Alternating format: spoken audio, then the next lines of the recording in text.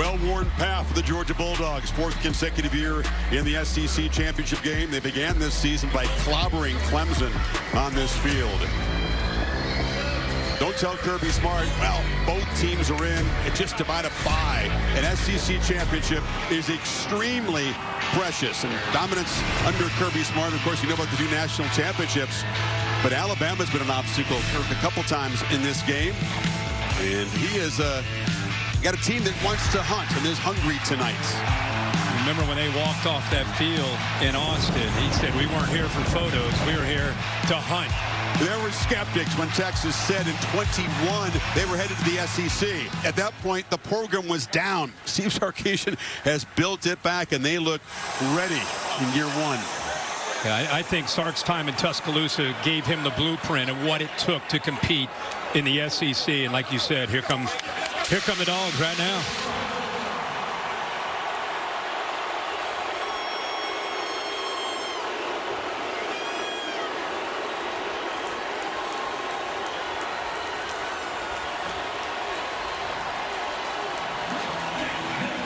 Sarkisian's team, the home team, the choice of uniforms, and the players said we like the icy whites. Traditional road uniform. I agree. Sark looks locked in. He was play caller for the Falcons 2 years in this building, and of course for Alabama involved in some very big games here. Yeah, his team got down so quickly in that game in Austin. To their credit, they were able to rebound and make it respectable and got within a possession in that second half.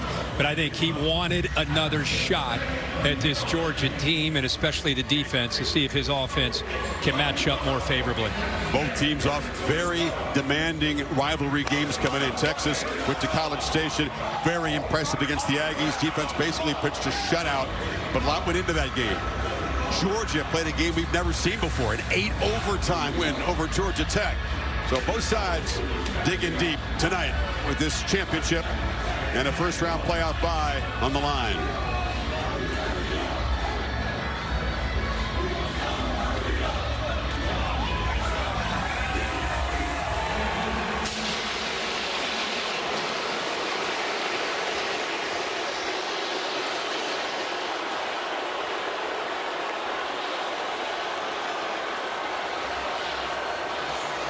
Texas fans thrilled to be here on an historic occasion. Outnumbered, but they do show up and show out. Well, there's a ton of pride, obviously, with this fan base, and the fact they walk into the SEC and get to Atlanta in their first year. There's a lot of burnt orange in this arena tonight. Finished 7-1 in the SEC. Was not the most demanding schedule. Not at all. All right, guys, what come Georgia in, shake faced. hands, introduce yourselves. With the coin toss.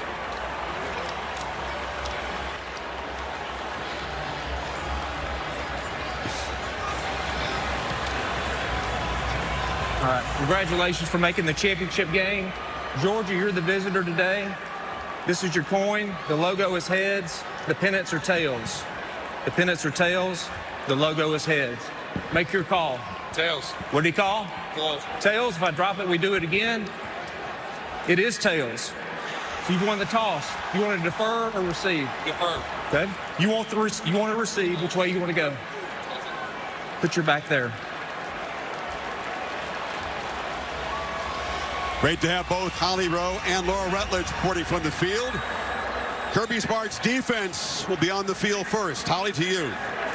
Well, Coach, this is your fourth straight SEC championship game. What do you and your players know about what it takes to win in this moment?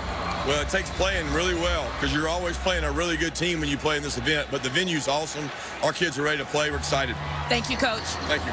And there's big news, guys. Trevor Etienne is going to try to play. He has been out for 3 straight games. He was the most explosive weapon in the last meeting against Texas. He has a rib injury, but is wearing a Kevlar jacket and is going to give it a go. Now let's check in with Laura, who is standing by with Steve Sarkisian. All right, Sark, you have a chance today to make history in Texas football. Why is your team ready to win this SEC championship?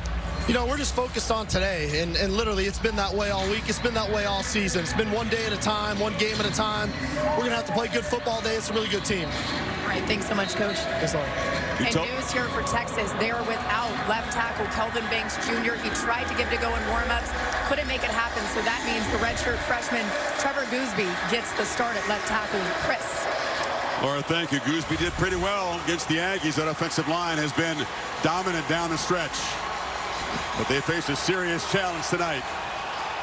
Man, this is fun. This place is revved up.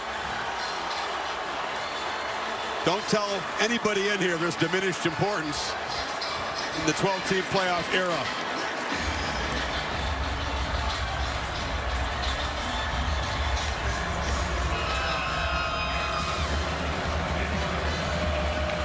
Peyton Woodring to boot it away. Matthew Golden, one of the top receivers in this Texas team, standing in his end zone.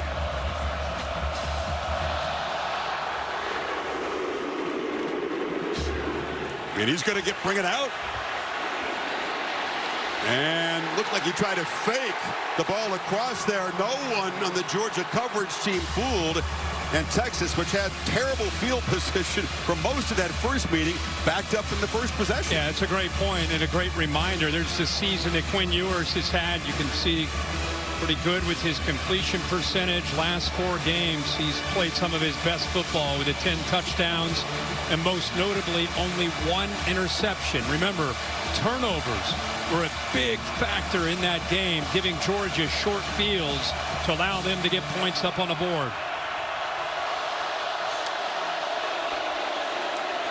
Long throw and a catch on the side by Matthew Golden. They'll take easy access if they can. The impact player is brought to us by Burger King. Well, so much about Quinn Ewers. We talked in the open. It starts with Trey Wisner, what he can do in the backfield, 26. Matthew Golden leads a very talented group of receivers. Smile Munden missed the first game. Leadership and experience is big. And, of course, Jalen Walker, number 11. And ball back into the air. Golden goes up, makes the catch on the carom. And he's going to be dropped down. Getting a hand on it was that man, Mykel Williams. It was a nightmare for the Longhorns in the first meeting. Great job by Mykel Williams. And this ball came out, you know, after he started to take off. Watch him run with it. And then it comes out. And Quinn Ewers jumps on top of that football.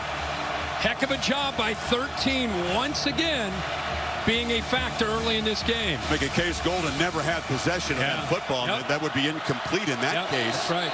And they'll stop and take a look at that. John Almond is the replay official. There is a difference where the ball be spotted for this third down play. I can't see him having control at all. No, he was running with it, but it was like he was trying to get control of it. He was in a lot of traffic. The ruling on the field is a catch, a fumble, and recovery by the offense. The previous play is under further review. Yeah, I don't think, like Chris, I think you're right. I don't think he ever quite. First of all, good job coming back to the ball. Look at those Georgia defenders going up to be able to intercept that ball. Allen's there, Jackson's there, and then there it is. Just kind of fumbling, rumbling, stumbling. Never really had it secured. You can understand why he'd be stressed out. I mean, a turnover here in the first couple plays, setting Georgia up, the last thing they Deja need. vu, yeah. And in heavy traffic, it's actually a good thing that he didn't hold on. Yeah. Goes back, what would it be, 3rd and 4 now? And they'll spot the ball, assuming this is ruled incomplete, up at the 17-yard line, so it'll make about a 3-yard difference. Third down's a nightmare, Kirk, for Texas. This first meeting, they didn't convert their first 10, ended up 2 for 15. After further review, the pass was incomplete. It'll be 3rd down at the 17-yard line. Well, there's a few things that happened in that game. Number one, they got behind the sticks, so they were facing a lot of 3rd and 6, 3rd and 7, 3rd and 8s, if not longer. They're comfortable with those 3rd and 4s. Big thing is, because of the kickoff return issue being pinned way back at their own 11-yard line to start this drive, they're just looking for a first down here, just to be able to get a new set of downs and just kind of get their feet down into this game.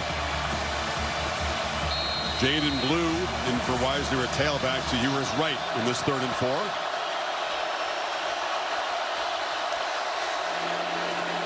Ewers has protection, short throw, completion. Off and running is DeAndre Moore. Blazing speed. They don't just convert. They get out across or near the 40 before Daniel Harris made the stop. Well, great patience here by Moore and also Quinn Ewers off to the right. Little whip route back inside. Look at everybody playing man coverage. So you got a lot of room to be able to pick big yards after the catch. Heck of a job by Moore, who's kind of the glue of that wide receiver room. 22-yard pickup on the 3rd down play.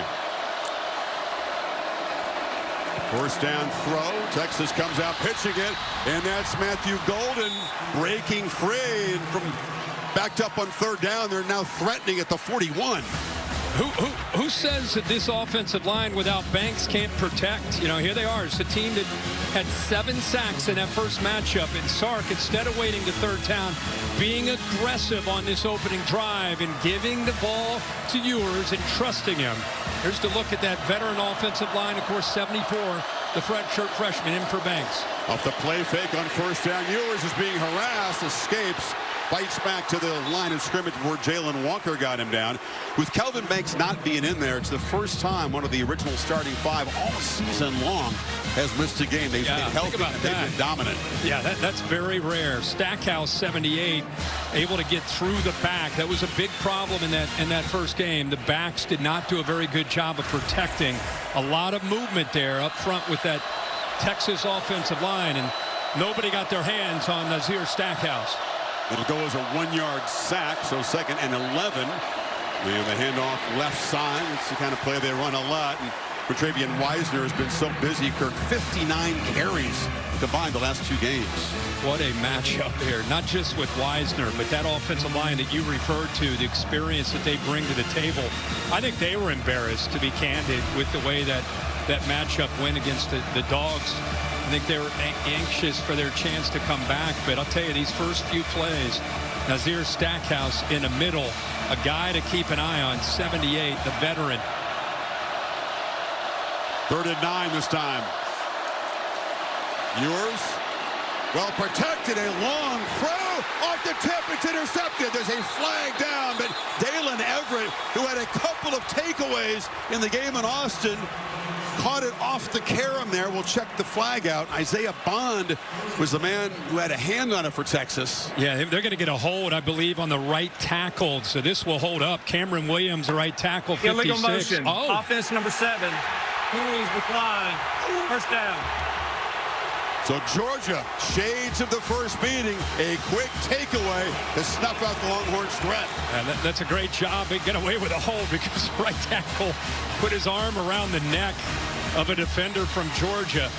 But you can see he's leaning towards the line CFL style there in motion. You can't do that. Then he doesn't secure the ball, gives up on the ball.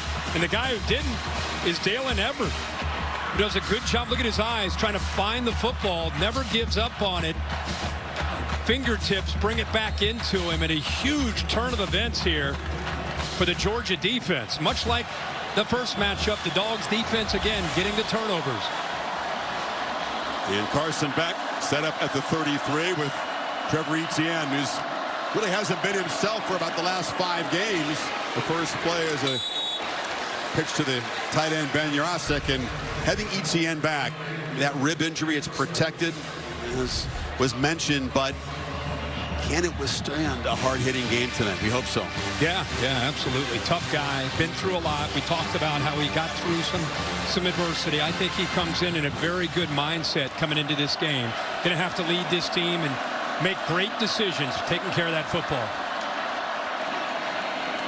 Throwing the perimeter, and middle screen cutting back is Arian Smith, who's right near the marker. It'll be 3rd down at about a half-yard. Here's the Burger King impact players when the Dogs have the football. I put Nate Frazier in there. Etienne at the time was a little relevant. Well, let's see. Hold on. Let's see what's going to happen here. They're going to go for it with up-tempo. Back under center, and trying to meet him right at the moment was Vernon Broughton. And the Longhorns say it to stop number 45, who basically wrecked the Aggies offense last time out. Yeah, and Broughton, usually these interior defensive linemen, they try to submarine. Lowest man wins. Broughton, instead, watch him go airborne. He goes up and over. Look at 45. That's 300 pounds going up and over. And he was right. They did keep him short. Watch him at the top. Up and over the guard, and he's the one that ends up making the tackle. Is Kirby Smart, who's got the offense out there, really going to roll the dice in his first offensive series at their own 43? In a shotgun. You'll just see they'll try to draw Texas off, and the play clock down at 0, so there wasn't an intention to actually gamble. And what a stop by Broughton as the Texas defense gets off the field, apparently. Yeah, he had the big game last week against Texas A&M at Kyle Field, and steps up big. Like I said, usually you see those defensive linemen that are 300 pounds. They're going to try to get off quickly and get underneath those offensive linemen. But his decision to go up and over, he was the difference, making that stop there on 3rd and short. Look down that defensive front, Kirk. So many grown men, as they say, so many experienced guys. 53 games for Broughton. Alfred Collins playing his 61st game tonight. Bill Norton in his 6th season. Yeah. Sorrell, 46th game. That's so rare these days. It really is. It really is. I think that's why this team has confidence. The experience not only up front, but especially on the back end. So they can't make anything happen after the interception. Now Brett Thorson, the excellent Aussie, he punted really well in the first meeting and really has throughout the season. Boots it deep. And Silas Bolden waves for a fair catch. And the second possession, just like the first one, Texas backed up. Scoreless in Atlanta.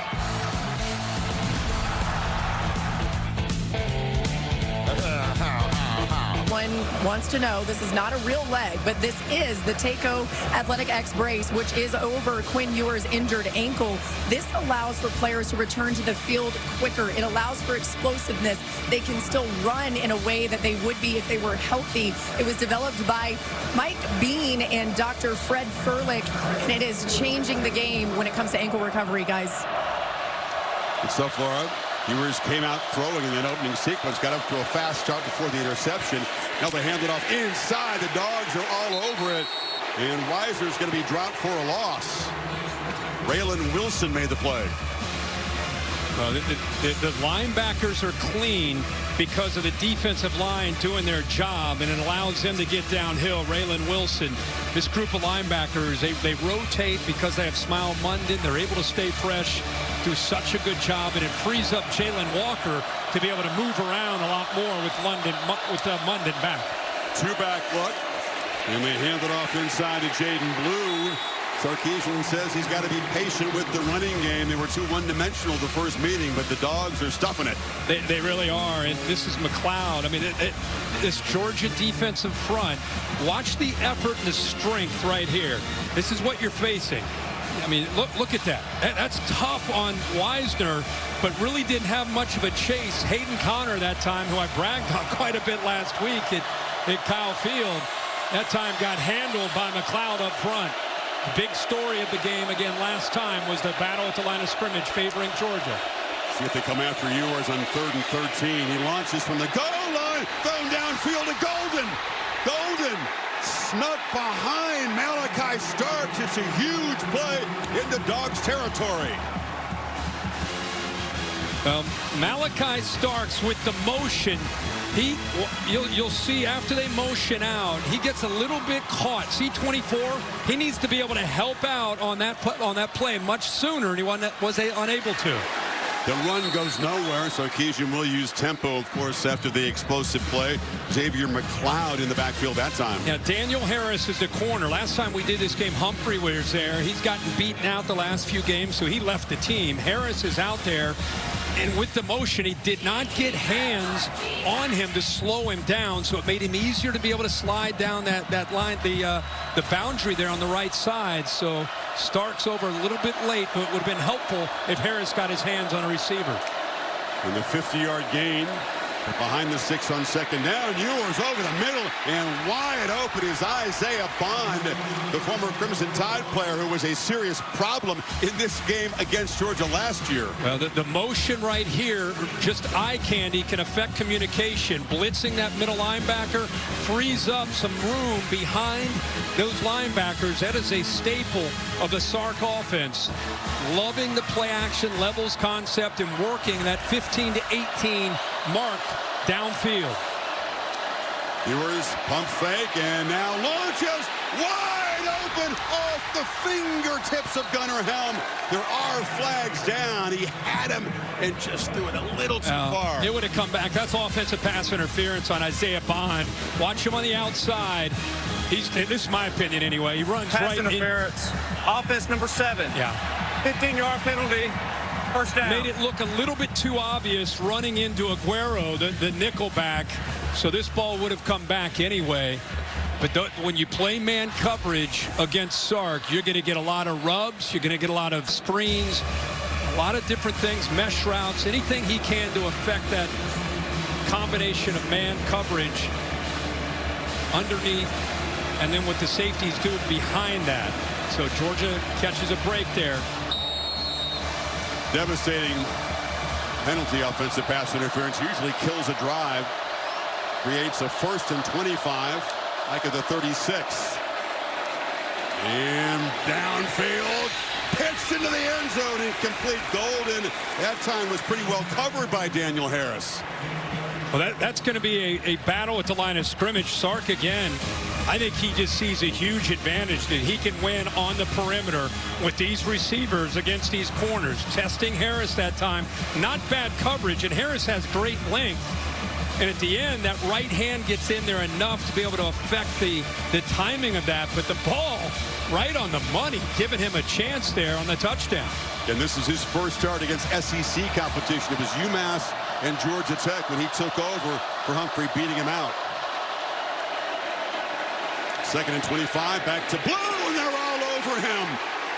That was Jalen Walker making the play. These Texas backs are a big part of the offense. Dogs keyed in on them. Boy, Jalen Walker, such a big impact with 3 sacks in the first matchup. Watch him there to the outside. He actually saw this coming the entire way, baiting the offensive lineman to come out into space and use his athletic ability to go right around him and make a play on the screen. Great play there by 11. So in 3rd and 27, the penalty.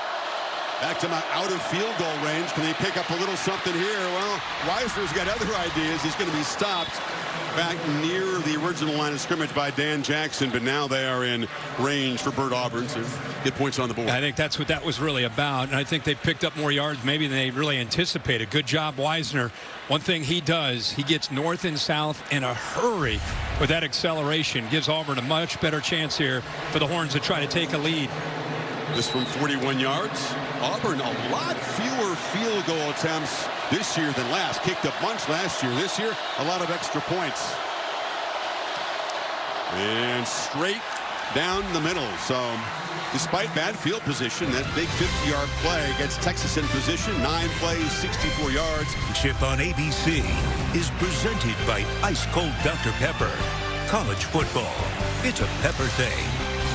And in part by the United States Marine Corps. One of the biggest games in the history of Del Carolla Stadium, and the Dogs owned it. A couple of legends in Georgia defense here to watch tonight. Richard Seymour, late 90s. Brilliant Champ Bailey, kind of that same era of Georgia football. A couple of Longhorn quarterbacks here, V.Y. and Colt McCoy. Up in the turn orange. What a run that was. Of course, back to back. Minister of Culture. Yeah. The lucky jacket. Hey, if the Horns are in a big game, he's here with the jacket, the shades, and the hat. He told me he's ready for a long postseason ride. I think they're just getting started. Clear out the calendar. Will Stone, the lefty, to boot it away. And Cass Jones lets it sail over his head. So Georgia coming up very short in the 3rd and 1 in their first possession. Goes back to work. And, of course, you mentioned the connection to Nick Saban. Kirby Smart cutting his teeth in Tuscaloosa before becoming a rival. And then Steve Sarkisian, offensive coordinator there. And both guys learned so much of how to operate a program, how to build and how to motivate. And they're their own men. Oh, yeah. Lots of Nick. I think that's the key. You learn so much from the greatest to ever do it, but then you have to be yourself. And I think both these guys have been able to manage that. It's a fine line. Those guys are the only 2 Alabama assistants able to beat Saban, and the first carry for Trevor Etienne is a negative yardage play as Michael Taft got in there. Yeah, I mean, as soon as they recognize this, you'll see Taft get downhill in a hurry because they know that they want to get the hands into the football into the hands of Etienne. As soon as he gets out there, Texas doing a good job of expecting run there on that 1st and 10. Taft came down and made a great play. Given good field position, it was Etienne's runs that really set the tone. Build that big 23-0 halftime lead. 2nd down. It's back launching to Smith, and he's looking for a flag, and there is a late flag He was lobbying Malik Muhammad in coverage, and it will be pass interference. Yeah, that right hand, once Smith went by him, he had a nice move, a little stutter and go. And with his speed, he's going to go right by Muhammad. Defense number 5. 15-yard penalty. Automatic first down. Anytime you see a corner grab and then put his hands up, wasn't me.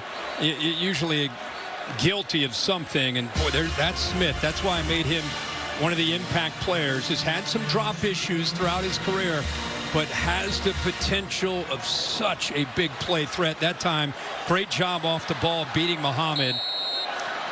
And he'll be doing that more tonight, trying to make that big play for back in the Dogs. Penalty moves the football to the 39. Etienne in the pistol. He's got it again, and they swarm him. He bounces off contact, but will lose more yardage. Ran right into Baron Sorrell, who didn't get him down, and Trey Moore was there along with Hill. Boy, this is a really good job off the edge. You know, you've got to be able to anticipate this kind of potential of what Etienne can do. But right now, Texas, they're saying, hey, it's not just Georgia that's got a great defensive front. Look at Texas. Texas feels that they are as physical and as athletic and experienced as any defense in the country, and Sorrell showed us there. Monroe Freeling forgot to block him. Huh? He came clean right off the edge. Ended up losing 5. Nate Frazier spells Etienne. Texas brings some late pressure up the middle. Beck pats the ball and now pitches it as he was going down. Flags are down. Anthony Hill got him down. Grounding is the obvious suspicion on this play. There was no attempt to really complete the pass there. Did they hit him in the head, though? Was it something? There was Hill got to him after he released the football. There are 2 fouls on the play. Personal foul, roughing the passer, 0 defense. Intentional grounding, number 15 offense. Penalties offset, 2nd down. Anthony Hill's a force, man. Top tackler, top sack guy, top tackle for loss guy, top everything on this defense. No doubt. Taft took away that curl route, almost jumped it. Beck thought better. You can see the roughing there, and then the grounding as well. What about the roughing? Yeah. Bill, what do you think of that on the roughing call? I'm not a fan of that call. I think he's just in there, and he's fallen down. Yeah. So him getting hit in the head, that was incidental. The offset, so 2nd and 15 again. That's Etienne in motion. They get the football to him in the flat. He's got a couple of blocks. Picks his way to the outside and is forced out at the 40. Delp and Lucky, 2 tight ends, created a 6-yard gain. Holly? Well, guys, this is huge that Trevor Etienne is able to play in this game. He's missed 3 games with those ribs that have been injured. He is their most dynamic guy against Texas. He was the biggest threat offensively in their last meeting. And when I talked to him a few weeks ago at practice, he said it's been really frustrating. The ribs just heal when they heal. There's not a lot that they can do, although he's tried a lot of different treatments. They just had to heal on their own, and he looks good so far. Yeah, hurt against the Gators. Tried to come back against Ole Miss, and then has missed the last 3. On the slant, incomplete. Going up high was Dylan Bell, off of his hands. And the team that has more drops, Kirk, and anyone in the FBS has another one there. Well, I think he felt Makuba, the safety, starting to read this and does a good job of coming up fast enough. You see how he flashed, driving down on that throw? I think that may have affected. Ball tipped at the line of scrimmage as well by Trey Moore. And I think 4 coming up does a really good job because of how quickly he reacted to that throw. So Thorson on again. Golden standing at his 12. High, deep boot. And Bolden is going to let it bounce into the end zone. And Texas will have their best field position of this game so far. A lot of defense so far in Atlanta on the Horn side. Safely in. The winner would get that bye and get ready for the Sugar Bowl in the quarterfinals. Loser likely to host a playoff game. Yeah. Different Texas. Very different. 11 of the 12 locked in before today. Right. Strange, isn't it? It feels strange. We got 12 teams, but not as much drama. No, I think that was not what we expected. It's been a tremendously dramatic stretch run in the sport. All these interconnected results. But now it looks like if Clemson wins the ACC tonight on ABC, they'd go in along with SMU. If they lose, it opens up a spot for another SEC team, perhaps Alabama. Yeah, I don't know how it's going to shake out. I'm looking forward to watching and seeing it tomorrow. Handoff. Wisner running hard, running aggressively. That's what he's done down the stretch.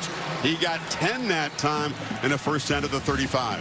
Well, how about Gooseby, the left tackle, in for Banks, doing a nice job here. See the late movement from Georgia, trying to affect the communication of the offensive line. They do their job, but if you've not watched Texas a lot this year, this 26 has been a remarkable story. Wisner is physical, very, very tough to bring down. Did not have the job at the beginning of the year, but through some injuries, he sure has earned his opportunity. They fake it to him. Ewers off the blind side. That was the problem before in this first meeting, and Chaz Chambliss got him on the blitz. Yeah, you would think coming on the blind side it would be Gooseby, but instead they moved the tight end. That's Gunnar Helm trying to pass pro. And that is a hard ask against Chambliss, who's become one of the better pass rushers on this Georgia defense. I think that's the area he's improved the most. What a matchup that favors him, and he takes advantage of that. Now they get Texas again behind the sticks. That's the 6th tackle for loss and 2nd sack already for the Dogs. Again, 7 in the first meeting. Handoff and fighting to get a couple of yards. Wisner couldn't escape the grasp of Smile London. Well, it's great to see Smile London back on this defense. Missed 4 games, including the Texas game. And I think more than anything, a guy that's played in national championships and SEC championships, best communicator out there, just his presence on the field for Georgia gives the rest of this defense, I think, a feeling that they can accomplish even that much more with him being out there. Final 30 seconds of the quarter. Texas facing a 3rd and 14.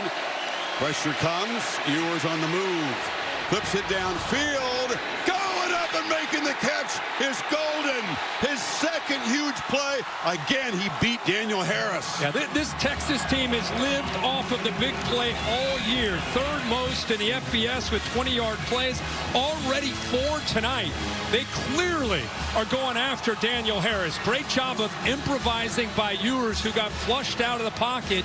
We saw him move around against A&M, even with the gimpy ankle. Does it again tonight. How about the location of that football there on that big play for the Horns? Golden at a 50-yarder and a 32-yarder. Texas on the move here. Georgia with 9 yards of offense in the first quarter. Back after this message to the word from your local ABC station. You're watching the SEC Championship on ABC. Championship on ABC, presented by Dr. Pepper. You got more shots taken by the Longhorns than any bar on 6th Street in Austin, right? What an improvement around this stadium that they've made. It is beautiful here. Congrats. Different philosophy from Sarkisian. This is a short pitch on the edge. Wisner has some space, lowers the shoulder, and powers for about 6. We got a kick out of this when we were at the break. I think we saw it live, but you got to keep your eye right here on Kirby. He's down there. He's trying to make a play, trying to help out, trying to help Daniel. His face knew it was going to happen. Look at him in the background. Body English couldn't help. Back to those safety days. Gets the ball wide. Wisner turns the corner. About 3 or 4 flags come in as they grab the face mask around the edge. You got a holding call that'll come back from Texas, and then you got a face mask that came in when he was running with the football that'll be called on Georgia. So 2 fouls here that I saw. That's the kind of pass play we've seen from Texas a lot this season. There are 2 fouls on the play. Holding, offense number 2. Personal foul, face mask, defense number 7. Penalties offset, 2nd down. That was Matthew Golden, who was trying to help out there. There's the obvious face mask that Harris has. But a different approach, Kurt. We're going to show an impressive graphic because Quinn Ewers, most of the year, there's the hold by 2 right in the middle. Most of the year, it's been a lot of screens, a lot of underneath, a lot of yards after the catch. Look at that. Downfield, attacking, especially at number 7, Daniel Harris. Jaden Blue's in the game. That's off the hands of DeAndre Moore. A high fastball that he couldn't haul in. That's a tough ask. You get in there in the middle of that defense where you got a safety coming downhill on you. You got a linebacker. He fires it in there. He gets it to him, but all around him there are red jerseys coming. I know, but coach, you got to make that play. Yeah. I'm with you, but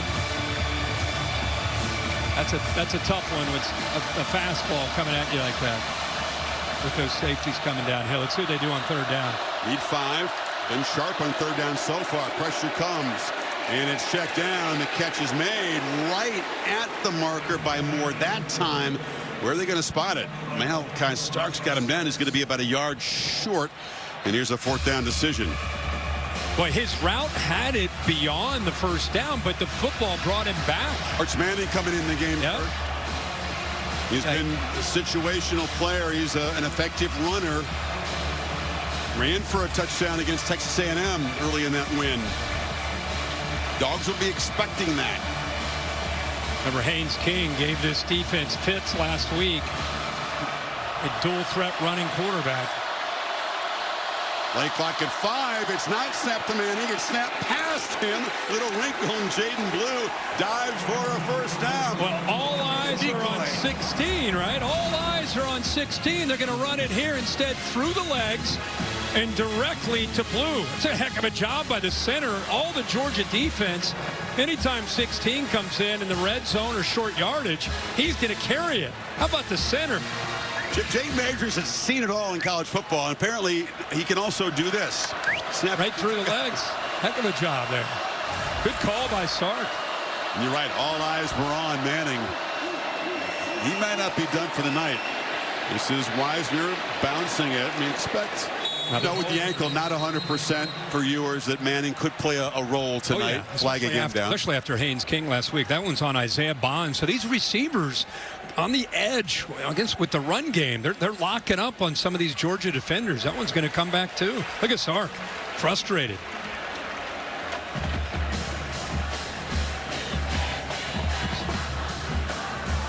Holding, offense number 7. 10-yard penalty from the spot of the foul. First down. Sark's a masterful play caller, one of the more innovative minds in a game. But there's 7. Starks goes in. He's just reacting to the ball carrier who's working outside. We've seen that 2 or 3 times now. Tough start for Bond. Who had the ball go off his hands, Kirk. He's back in his home state. Buford, Georgia native. Penalty makes it 1st and 18. Ewers swallowed up by the pressure and dropped for a short sack. It closed down the edge, and then Warren Brinson came through the middle and collapsed the pocket. They have so many guys that can affect a quarterback. Here he is. They've moved him around because of some of the depth, depending on the down and the distance. And here, that's just good coverage downfield that allows that defensive front, Brinson, who's known more as a run defender, but has great quicks. Over the years, think about some of the pass rushers. They've had Jalen Carter, Jordan Davis, Jontavian Wyatt, Devontae Wyatt, another one.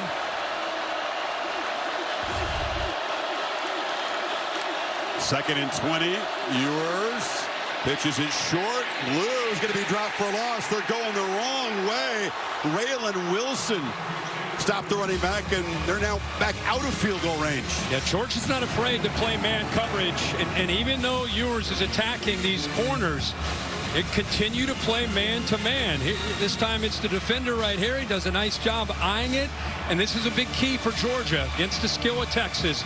Can you make plays out in space, especially with the linebackers? Great job there by Wilson. Had a first down at the 25, flirting with the red zone. Now they're out of field goal range. Need to do the same thing last time. Oh, Ewers was caught off guard by the snap.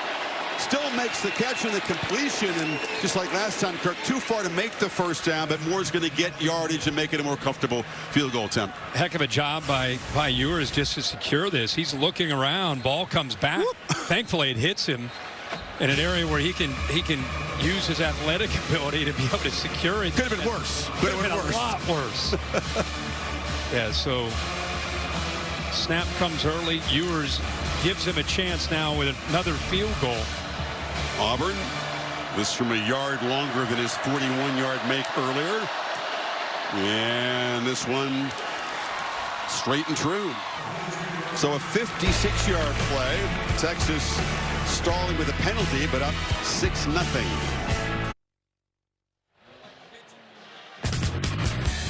Sarkisian frustrated Kirk. Penalties stalling that drive. Yeah, that's what he said. Something, then penalties. He's frustrated. Say it again. What he's happy about, though, is his defense. I mean, this Texas defense has been the elite unit in the SEC all season long. Georgia has run 7 plays. 9 yards is their worst offensive output in a quarter since they played in the Sugar Bowl, these two teams, the 2019 season. Look at Texas, almost 200 yards. And think about this. You're only down 6-0. I mean, how fired up Georgia's got to think, you know, hey, guys, that game hasn't gone our way, but we're down 6. Let's go. Definitely true, but they got to find a way to move the ball against this defense, which is salty again. Holly? Well, this Georgia offense has been sitting on the sideline for so long. Just now, they're trying to really start moving around. The offensive line yelling at each other, let's go, let's go. You saw that time of possession. They've been sitting more than playing, and they know this is the time they've got to pick it up and go on a drive. They're trying to do that by giving each other energy over here, guys. Well, remember, the first time these guys matched up, it was all about the turnovers in a short field. It wasn't as if Georgia went up and down the field. I mean, they had a short field, and especially in that first half, that's where they got most of their points. They held under 300 yards offense for the game. After that fast start, really had one productive drive late in the game that salted away, but you're right. Well, Texas's mantra up front is being able to use these defensive linemen who are very athletic. Broughton leads the way, but Alfred Collins is also a great player, and that time 95. Good job with the hands and quickness to get off the ball. Georgia's got to be able to run the ball and take some of the pressure off of their pass game and off of the quarterback and offensive line. Don't let 95's big belly fool you. He's nimble and pretty quick for a 320-pounder. And a flag comes out. This running play produces about a yard. There may have been a Youngala foul made the play. Defensive lineman may have lined up in a neutral zone there. Like Ethan Burke, 91. Point in that direction. Offside. Defense number 91. Man. Lined up in the neutral zone. 5-yard penalty. Second down. Self-inflicted wounds, yeah. Another Sark getting frustrated. Here he is right down here. Line just trying to get a little advantage there. Good call by the officials. 4th penalty makes it 2nd and 3. Dogs need every break they can get at this point, trying to get a play that will spark this offense.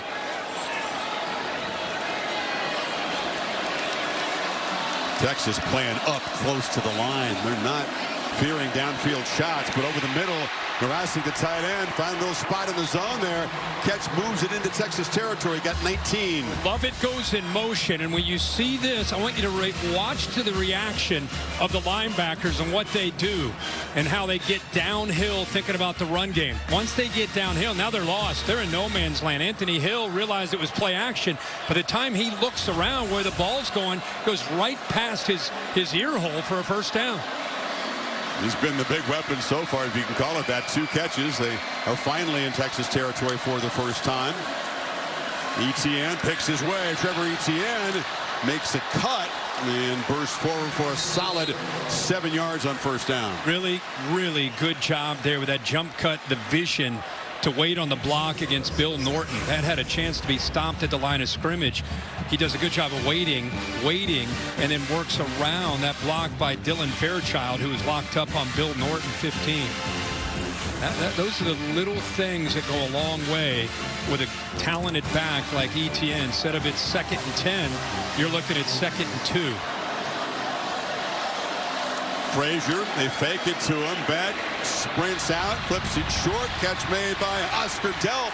The tight ends heavily involved. Another first down gain down to the 31. Yeah, I just talked about the importance of this run game because it, like any offense, it opens up other aspects and it gets that defense being concerned about the run, and then you can get the play action game going.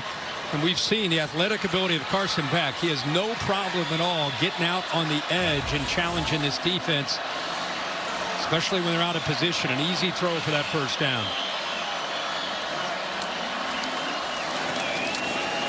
Frazier Quick burst, falls forward for about 4 before Andrew Makuba got him down. Good blocking angles there on that counter play. Couple pullers coming around. Fairchild, Yursek. What a different feel with Nate Frazier. He's more of a hammer, more of a north and south slasher compared to ETN, who has that ability of those jump cuts and can accelerate, but more of a patient back with the experience he has. 7 touchdowns scored in the last 5 games for Frazier, who's grown up a lot, Kirby Smart says, stepping into this role. Beck has time, delivers a thought, and it's off the hands of Arian Smith.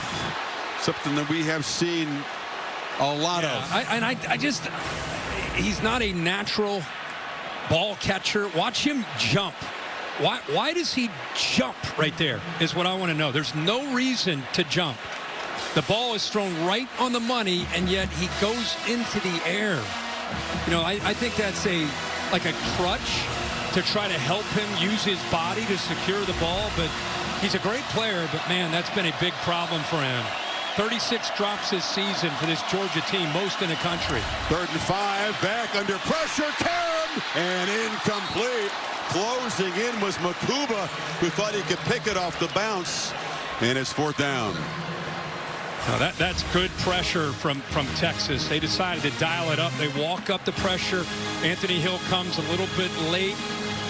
That ball is late over the middle. This defense is too athletic to try to make that play. What a job there. The little backhand there by Barron, who's been such a valuable player for this defense. Bouncing from nickel out to that outside corner spot. So Peyton Woodring on, trying to get 3 out of this best Georgia drive so far from 44 yards, and the kickers doing their job tonight, but the drop by Smith really kind of doomed the drive. Dogs cut the lead in half, 6-3, midway 2nd quarter. Time again going after Daniel Harris, but no touchdowns at this point. See the numbers, 11 to 15, the 1 pick. Off the hands of Bond that time. Yeah. He's been sacked 3 times, but man, this is just a different Georgia pass defense. Very different from what we've seen. I mean, beaten deep frequently. Think of like Ryan Williams, the contested catch. Oh, yeah. Alabama against 2 Georgia defenders. Mississippi State had a bunch of downfield shots. It's a defense that's given up 12 touchdown passes and only has 6 picks. That's just different. Right. I don't think the corner play they've had over the years, they've been pretty spoiled here, the way Kirby has recruited and developed. Well, 12 noon Eastern time on ESPN, the extravaganza begins. The reveal of the exclusive rankings, the 12 teams. Boise State doing a good job at the field. Yeah. They lock up them. Yeah, how about Arizona Arizona West State looked dominant. Sure did.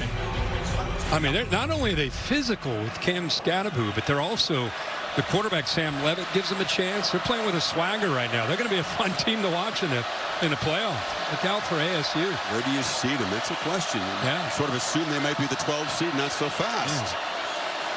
Ewers, long throw, incomplete. It was too low for Wingo. Guinea comes out throwing. Ball downfield, soft coverage. Remember what we thought, boy, they got to really establish the running game. Weisner take some of the pressure off of this offensive line where they struggled in pass pro, but Sark, at least in his first half, is taking his chances, throwing the football. And the slant catch made. Silas Bolden running free. The former Oregon State Beaver shoved out of bounds, and a flag comes in, so the gain to the 45.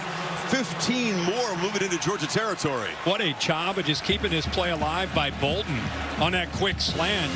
Definitely a mistake, a mental error by Munden on the sideline. That's what Kirby's talking to. Remember I talked about how tough this is a tough catch when you get in here because of what's coming after you catch it. Look who he bounces Personal off foul, of. unnecessary roughness. Number 2, defense. 15-yard penalty, automatic first down. You know, I mean, he's well out of bounds, and that's your veteran. We keep bragging about the fact he's back in the game, Smile Munden. I mean, look at this.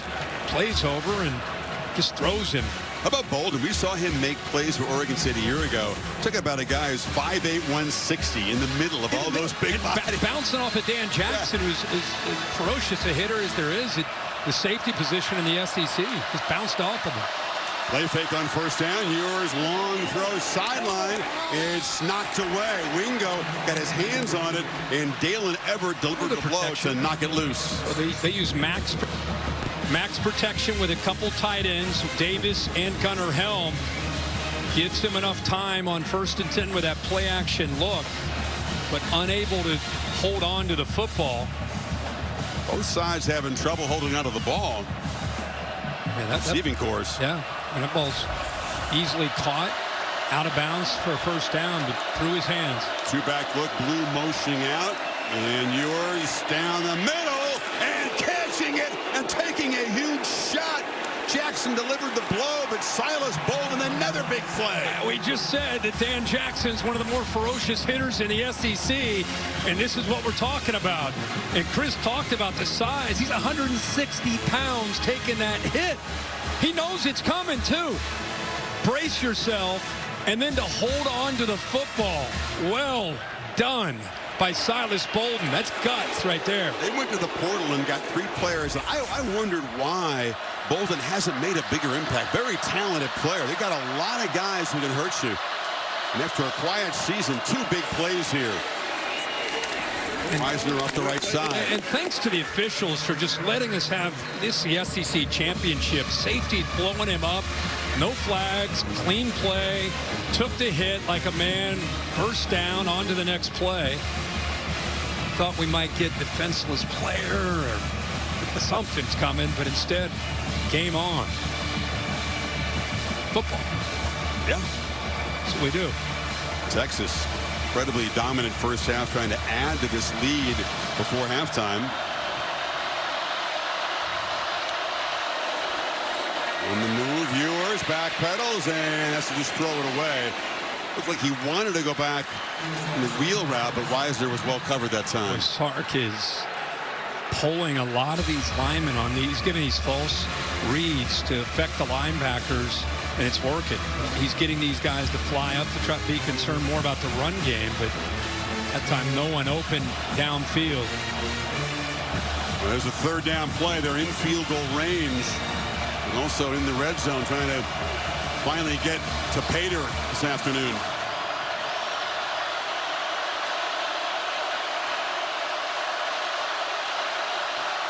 Three receivers to the left. Ewers is looking that direction, and now launches into traffic. Very, very lucky to avoid an interception by Daniel Harris.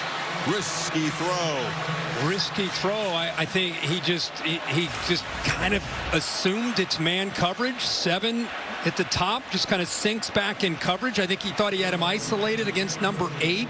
Instead, Harris sits back there. The ball, it's almost like he could have called a fair catch. It was right there to be had. He just drops it. Georgia fans screaming, wait a minute, we had a chance to end the drive. Instead, Auburn tries to go 3 for 3 in this first half. This from 37 yards, whistle before the snap.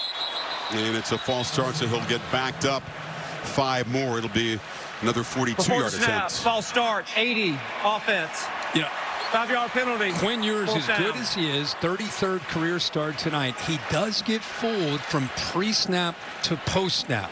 They got him a few times. He threw a couple picks in the game against Georgia where they showed man and then dropped to zone. They motioned her like a trips receiver look. He thought it was man. That's why he took the shot, and he threw it right into the hands of his safety. Lucky, very lucky, it wasn't picked. So now from 42. Auburn hooked it and missed it, and Texas comes up empty. So the 5-yard penalty was important. That would have been good from 37. That had been kicked the same way. And the Dogs still hanging around, completely dominated, but down only 3, 4:36 left before halftime.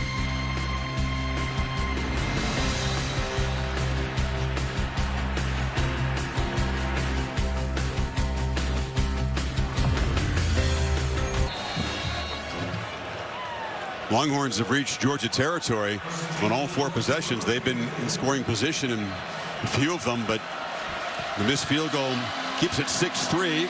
Dogs chance to turn around this half here. Chris, he sees this blitz, noticed it. Now, he might just be using it as a decoy, but he changed that play because feeling Barron may be coming. He ends up not coming. Hands it off to Cash Jones, who's just swallowed up and knocked down after a short gain by Ethan Burke. Yeah, he did a hard count. He saw Barron kind of showing that he might be coming, completely checks out of the play, goes to a run. They've been struggling on 1st and 10 tonight in 6 first-down plays, only averaging about 2 yards on 1st and 10. Puts them behind the sticks and more often struggles on 3rd down. They've not converted on a 3rd down yet tonight. Yeah, 0 for 3.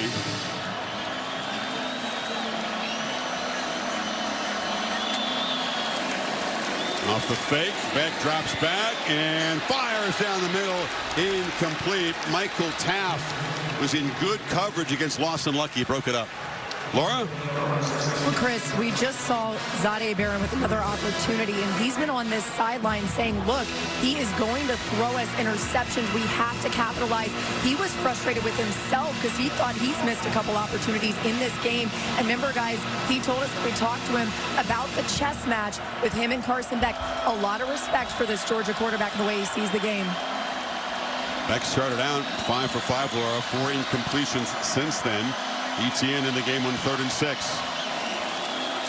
And Beck will launch downfield on the edge. 50-50 ball. It's broken up. Bell well covered again. It's Gavin Holmes down there, and it's 4th down. Bump team. Good coverage by the Texas defense. There's a one-on-one matchup, but good tight coverage there by Holmes, the backup corner. Watch the young freshman 11. Little move, little hesitation move, works around Freeling, and enough, I think, for Beck. That receiver's not open, but he had to get rid of the football. Good job of pressuring that time on 3rd down at his blind side by the freshman Simmons. The pass game continues to be dysfunctional for the Dogs. Another punts.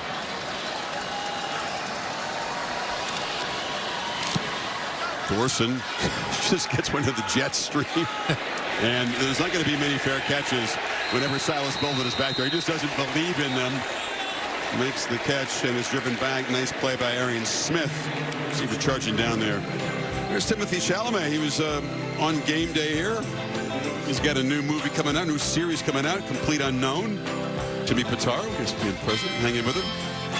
He was good on game I thought he brought some knowledge. Yeah, I asked him. I said, man, who'd he pick here? You're all over it. He went with Texas because of McConaughey. A buddy of his in the industry. So he said, I think everybody except Pat went with Texas. Pat had a fun little up and down with the horns. I saw that. Yeah. Our friend Lee Corso, unable to go there. He picked Texas. He picked Texas. Yep. Today and still to win the forever. championship. He picked them in July, so all the way. Shout out to Lee. Yes, sir. See you back soon. Weisner. Stutter step, picks his way for about 1.5 yards.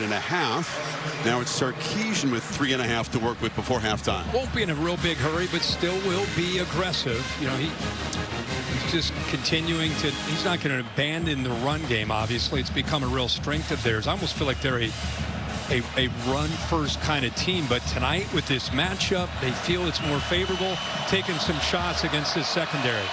Weisner a whole bunch of yards after contact. He just ran through tackles with the Aggies. Hasn't been able to get free tonight. Matthew Golden has been busy on the edge. Got a block from Moore before Aguero tackled him. Yeah, that's the obvious run-pass option, or if you have a couple receivers against one defensive back, instead of running it into a loaded-up line of scrimmage, just flip it out there and try to get some positive yards, give you a chance here on more manageable 3rd down. Georgia has not been elite defending 3rd downs this season. Another startling stat about this smart defense. From the pocket, pass delivered, 1st down. There's DeAndre Moore hanging onto the football, picked up 7 there across the 30. Yeah, like I said, they talk about him being the glue of a very talented wide receiver room. I'd love to see him not only catch the ball, but I'd love to see the fight after the catch there just to make sure he got the 1st down. This will change the philosophy. We get to the 2-minute timeout. Still all 3 timeouts. Plenty of time for Texas to work into field goal range, if not more. Ewers, 15 completions, 217 yards so far. That's like Poppy shot, just getting out. You can get more passes off that way, right? Yep. You with that long, slow wind-up delivery, that would be a problem. That would be a problem. Rapid fire. 2 minutes to go here. Moore comes in motion. And Ewers backpedals, checks it down. There's the first target and catch for Gunnar Helm. Top receiver on this team in catches and in yards. Hadn't been a thing tonight until that 11-yard gain. Yeah, Sark is known for his screen game, and here's the look right here. Just kind of watch him block. He'll hesitate, hesitate, hesitate. Line gets downfield. Good job by Ewers waiting. Drops that over top of the defense in a pass rush. Gave the defense enough time to sink in coverage, so he had a lot of room after that catch. Cam Williams, the starting right tackle, had to come out of the game. Helmet came off, so he is subbed out. Brandon Baker, the freshman, comes in. Hesitation. Weisner. That play looked messed up from the start. Then as he tried to make a cut, he slipped down for a loss of 2.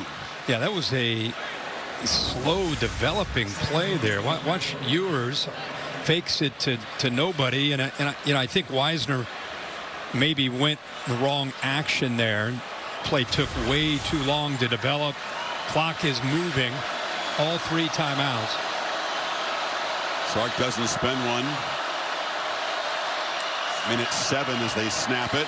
Ewers under pressure, escapes, and a flag comes out in the offensive line area as he dives for a short gain. Is another penalty going to kill a Texas drive?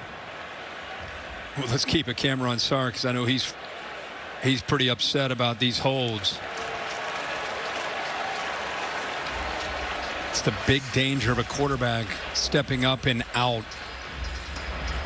Holding. Offense number 56. 10-yard penalty. Second down. You know, as the quarterback steps up and out and the defense reacts, it puts those offensive linemen in a tough spot. That's a 6th flag on Texas in this first half, right? Cam Williams, one of the most penalized players in the FBS. I think it's his 13th penalty this year. He's had some holds. He's had some false starts. It's been a problem. Yeah. Moves the ball all the way back, Kirk, to the 31 now. It's 2nd and 22 inside of a minute remaining. Remember, Georgia does get the ball. They deferred, so they get the ball to start the second half. See if that penalty changes the thinking or if they'll stay aggressive. Off the play fake, 4-man rush. Ewers on the move again. Long pitch. Helm dropped it. The dropsies on both sides tonight. Normally reliable tight end, trusted target. Well, this is the beauty of being able to rush 4 and drop everybody back in zone. You force the ball to go underneath. You're right. It's just not something you'd expect to see from Gunnar Helm. One of the more reliable tight end targets the whole year. 6'5", 250. Probably improved the most from last year to this year as well. Now it's going to be Kirby Smart who's going to be interested in stopping the clock. If they can get off the field on 3rd and 22. Weisner bounces it, does stay in bounds, and that'll force Smart to take the first time out there, and Texas will punt it away with 43 seconds left. Yeah, the miscue, the mistake, the holding call, drop football. That's the one theme for Texas. They've had chances. They've missed some opportunities. They've had drops. They've had some penalties. They've been in plus territory, I think, every possession with the exception of this one. And they only have 6 points. Punting for the first time will be Michael Kern. Meanwhile, we'll be checking with McConaughey and Saban. Maybe you know, Matthew's going to join Nick and those guys for the Capital One halftime report. Look at my coach. Look at him smiling, having a time of his life. He's not down there stressing out about 3rd downs. He's hanging out with Matthew McConaughey. Well, Matthew's definitely not stressed. Oh, no. I mean, he's more stressed than he looks. But no, I'd say Coach Saban. How many times have we seen him on these sidelines just dominating the SEC championship? Nice to have dinner with him last night. He's enjoying this next phase of his career. A little, not sleepless nights. Yeah. He's not in a hurry everywhere. And you know, he's got so many other things going on, you know, besides working on College Game Day. But I really think we asked him, how have you enjoyed it? He said it's gone much better than he could have hoped. So Kern, the freshman, kicks it high. Anthony Evans drifts up and waves for a fair catch at the 26. All right, you got time here with a couple timeouts. 39 seconds. Veteran quarterback at any moment could hit a big one. So you got a shot here to get in field goal range themselves. If you're Georgia, you think, wow, we got a lot of things to fix, but we're only down 3, despite being outgained 260 to 57. And 2-1 edge in time of possession. If you're Texas fans, you're thinking, we'd like to be up more than 3 here. Right. But again, this Georgia team, because of their potential, they can make a play at any moment. And there's no reason to think that they just got to get these receivers more involved. 1 catch the entire first half for a receiver. Beck looking for a playmaker to step up, finds Etienne in the flat, and Trevor scoots out of bounds at the 33, stops the clock with 32 seconds left. Think about what we just said there. They haven't had the ball a lot, but their receivers in a game, they'd like to try to stretch the field here. Now, Smith has 1 catch. That's it for the receivers. 3 to the tight ends, 2 to the running backs. That's it. Beck pressure, gets the ball out in the sidelines, and there was an attempt at a big play. Gavin Holmes covering Smith, who could not come down with it. Well, Sorrell got pressure on him, but again, we're seeing some depth here in this secondary. Holmes out there, that ball got to him. That's another opportunity and another example of him jumping. There's the pressure, but once again jumping for no apparent reason on a ball that's thrown right on the money. We talked to Beck about this, Kirk. He's trying to be supportive. He's got to be. Is it anxiety? Is it nerves with receivers and all these drops? He's trying to figure it out himself. But, Etienne on the edge will get a first down to 20 seconds. He's trying to be a leader and not show his temper, but his patience is tested at this point. I don't blame him for that, but you have to. You don't have any option as the quarterback. When your guys who are your guys going to battle for you, dropping the ball, the last thing, you may want to talk to him one-on-one, but you need to continue to encourage him, continue to put your arm around him, continue to tell him you believe in him. Because it's hard enough for these receivers. They start thinking about it and worrying about it. Going to get a free play here. Beck, pump fake, now a downfield shot, looking for Evans, and he threw a pick. This will come back. There's another flag down in the secondary. Mukuba came up with the football. He takes a huge shot as he gets in the paint in the Texas bench. I don't see another flag on that one. I think you may have pass interference. So you had the free play, and then you're going to have pass interference as well. It leaves them just 8 seconds. They've got timeouts. They've got a little work to do even after this penalty is marked off to get in field goal range. Yep. Penalties, a big story for Texas in this first half. Offside, defense number 11 is declined. Pass interference number 9 defense is accepted. 15-yard penalty, automatic first down. That's the 7th penalty, and it does move the ball to the Texas 47. So Beck, with 1 completion, can get in field goal range here. Yeah, here's the look at the interference. Holmes looks back a little bit late. By then, he'd already made contact, and the penalty had already been called. Hayden Woodring is solid in the opening game against Clemson. He booted his career long from 55 yards. So they're getting close to that with 1 more completion here. 8 seconds to go. Got to be very mindful of that. And Texas will spend a timeout on defense to plot here. Talked about Woodring, has been rock solid. 17 of 19 again on this field against Clemson. Everything was going right, and he just slid it inside the upright. Needs to get a few more yards to get that close here. Holly? Well, I actually watched him in the pregame warm-up, and Peyton Woodring has such power in his leg, but also precision and technique. Guys, he was hitting it from the 50-yard line with no problems. I only saw him miss one from beyond the 40. He's very confident kicking in this building. And I saw their special teams coach ask him before the game, which direction do you want to kick just in case? And it's this direction they're going right now, so this lines up well for him. Good stuff, Holly, down there working in the pregame warm-up, working hard to get intel. Oh, yeah. Well, this would be huge for Georgia. Sure would. Penalty aided a chance to get back even in this game, 6 apiece at the break. And with a couple of the timeouts, 8 seconds left, the whole field here in play.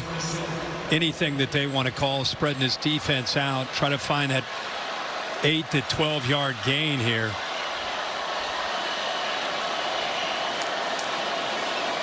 Another free play. Texas jumped offside again. Another interception is going to come back. This is Anthony Hill who made the grab, but Texas just not holding their water, as they say. Well, you know what Sark's going to be talking about with this football team. Down to a second to go, so that is a factor, but man. Offside. Defense number 11. Was on the snap. It's a 5-yard penalty.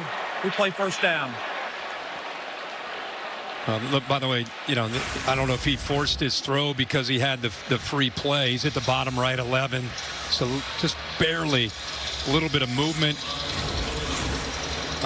I'm guessing that Beck thought that he had the free play. He puts that right into the hands of Anthony Hill. And that's very costly. Had they been able to get a short completion, you get a timeout, you have a chance at a field goal. Now nothing but a second left. You got to chuck it down in the end zone for a Hail Mary attempt. Well, unexpected for you, this game? I mean, nothing. Oh, yeah. Goals on the board. Texas moving the ball all over the place. Georgia's offense, which what happened at Texas in the first meeting, completely stalled, but hanging around. Not down 23-0 like the Longhorns were. I feel like it's a combination of some really good defense, a lot of hard hitting, and then miscues. You know, I mean, Texas has had plenty of chances, missed opportunities when they've been in the positive area of this field. And one thing about Georgia, they're able to make adjustments. I know their receivers are struggling, but it's not like they're incapable of making plays. They just got to get in there at halftime after, see if they hit this. Oh, they're not even, that field goal unit's not out there, are they? No, they wouldn't. This would really be tested at 60. I mean, how they did report he was kicking in from that end with some confidence, but they're going to try to get a bunch of guys down to the end zone and heave it down there.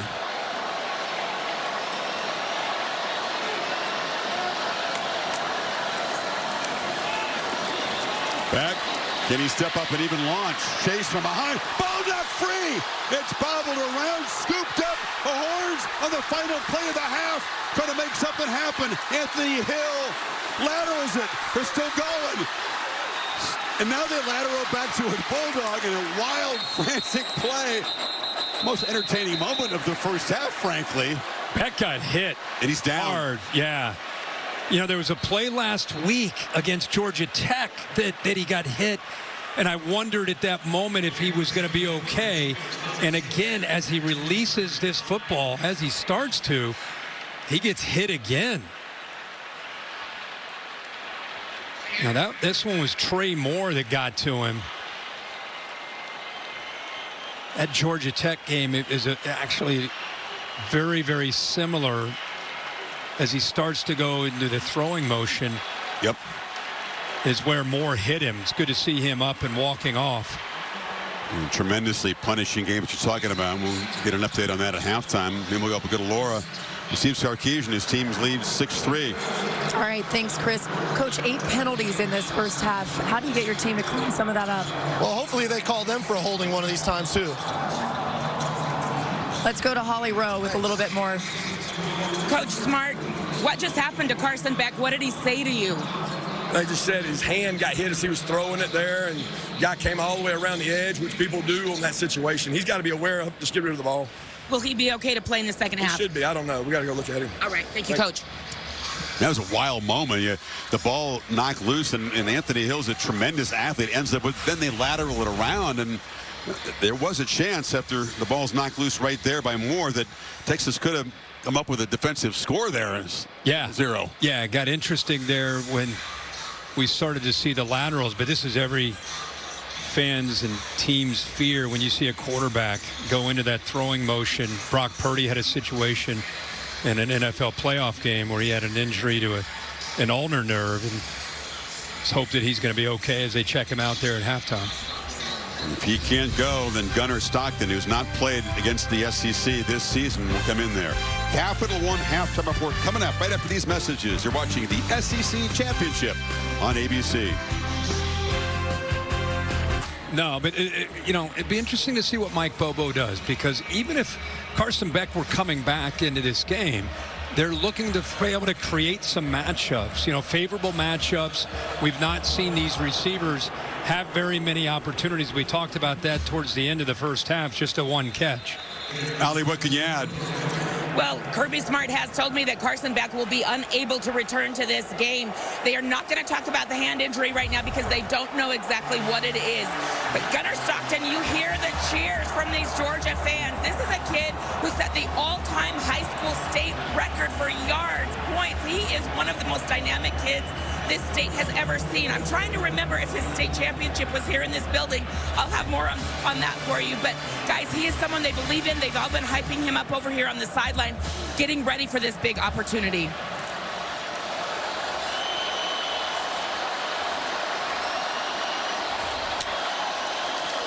The other week, this is the first snap he's taken in the game, Kirk, when the margin is less than 21. He finds ETN for a nice first down gain. Yeah, really good block there by Oscar Delp. Anytime your guy goes down, there's a lot of times you could see the rest of the offense come around him. There's Carson Beck talking to him. You get in that quarterback room, the main guy goes down, he's going to be there to help that backup up. But my point is, you lose your starter, your alpha, you'll see those linemen step up. You'll see the back step up. Let's try to help him out. Stockton on the move. Chase, welcome to this Texas defense, one of the elite groups in the country, if not the best. So it's a serious step up in class for Stockton. I'm glad you said that because, again, we're concerned about Carson Beck. There's the look at him again. But I think what you just said is a great reminder for people that don't watch a lot of SEC football.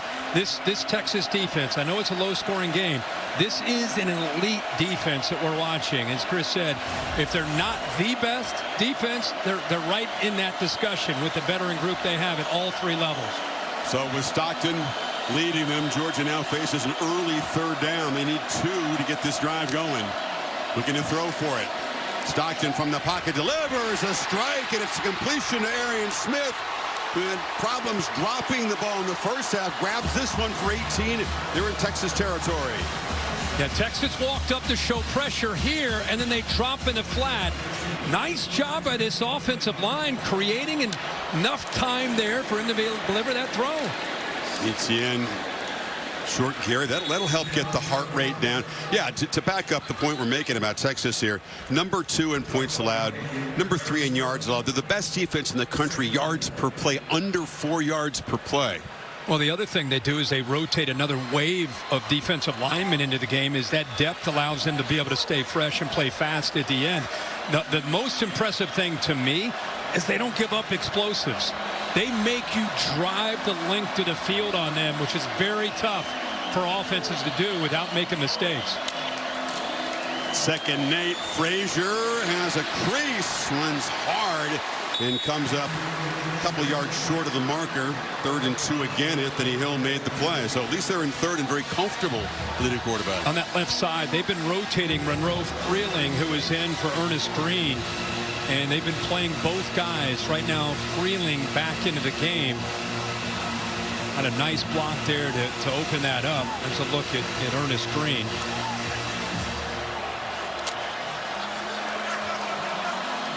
Plenty of time on the play clock.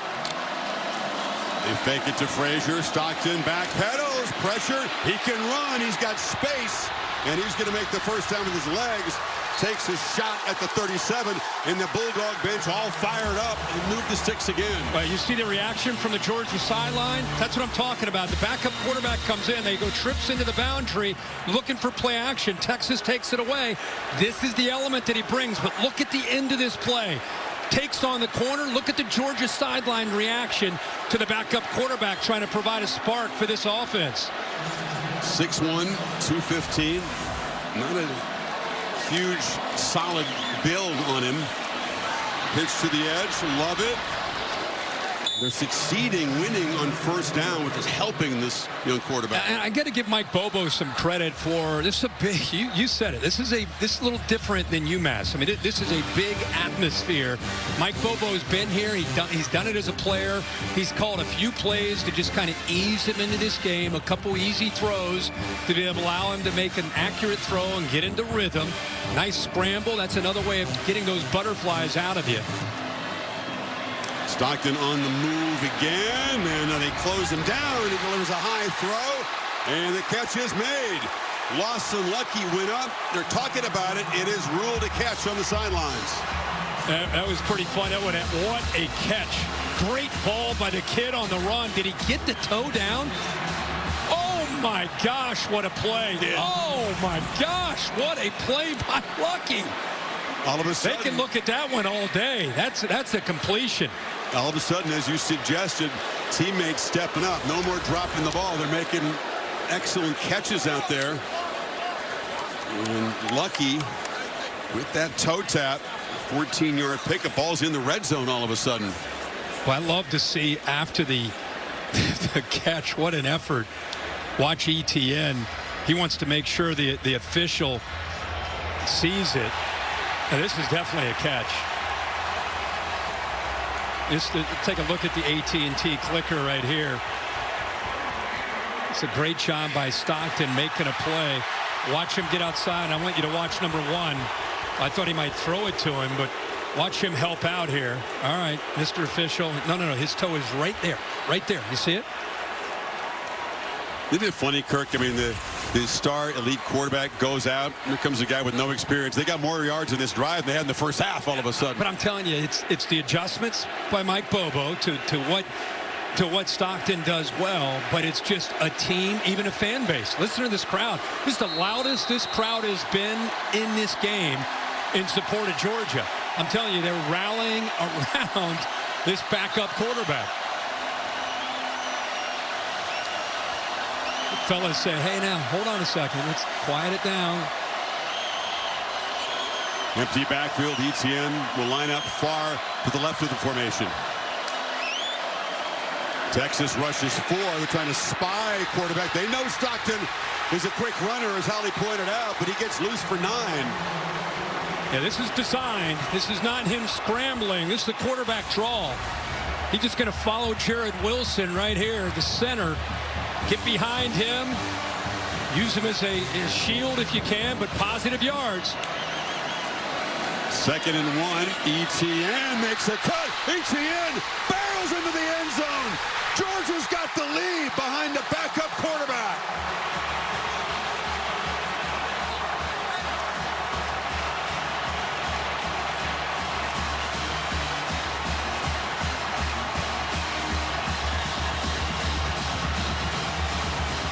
Chris, watch the block right here on the outside by Delp.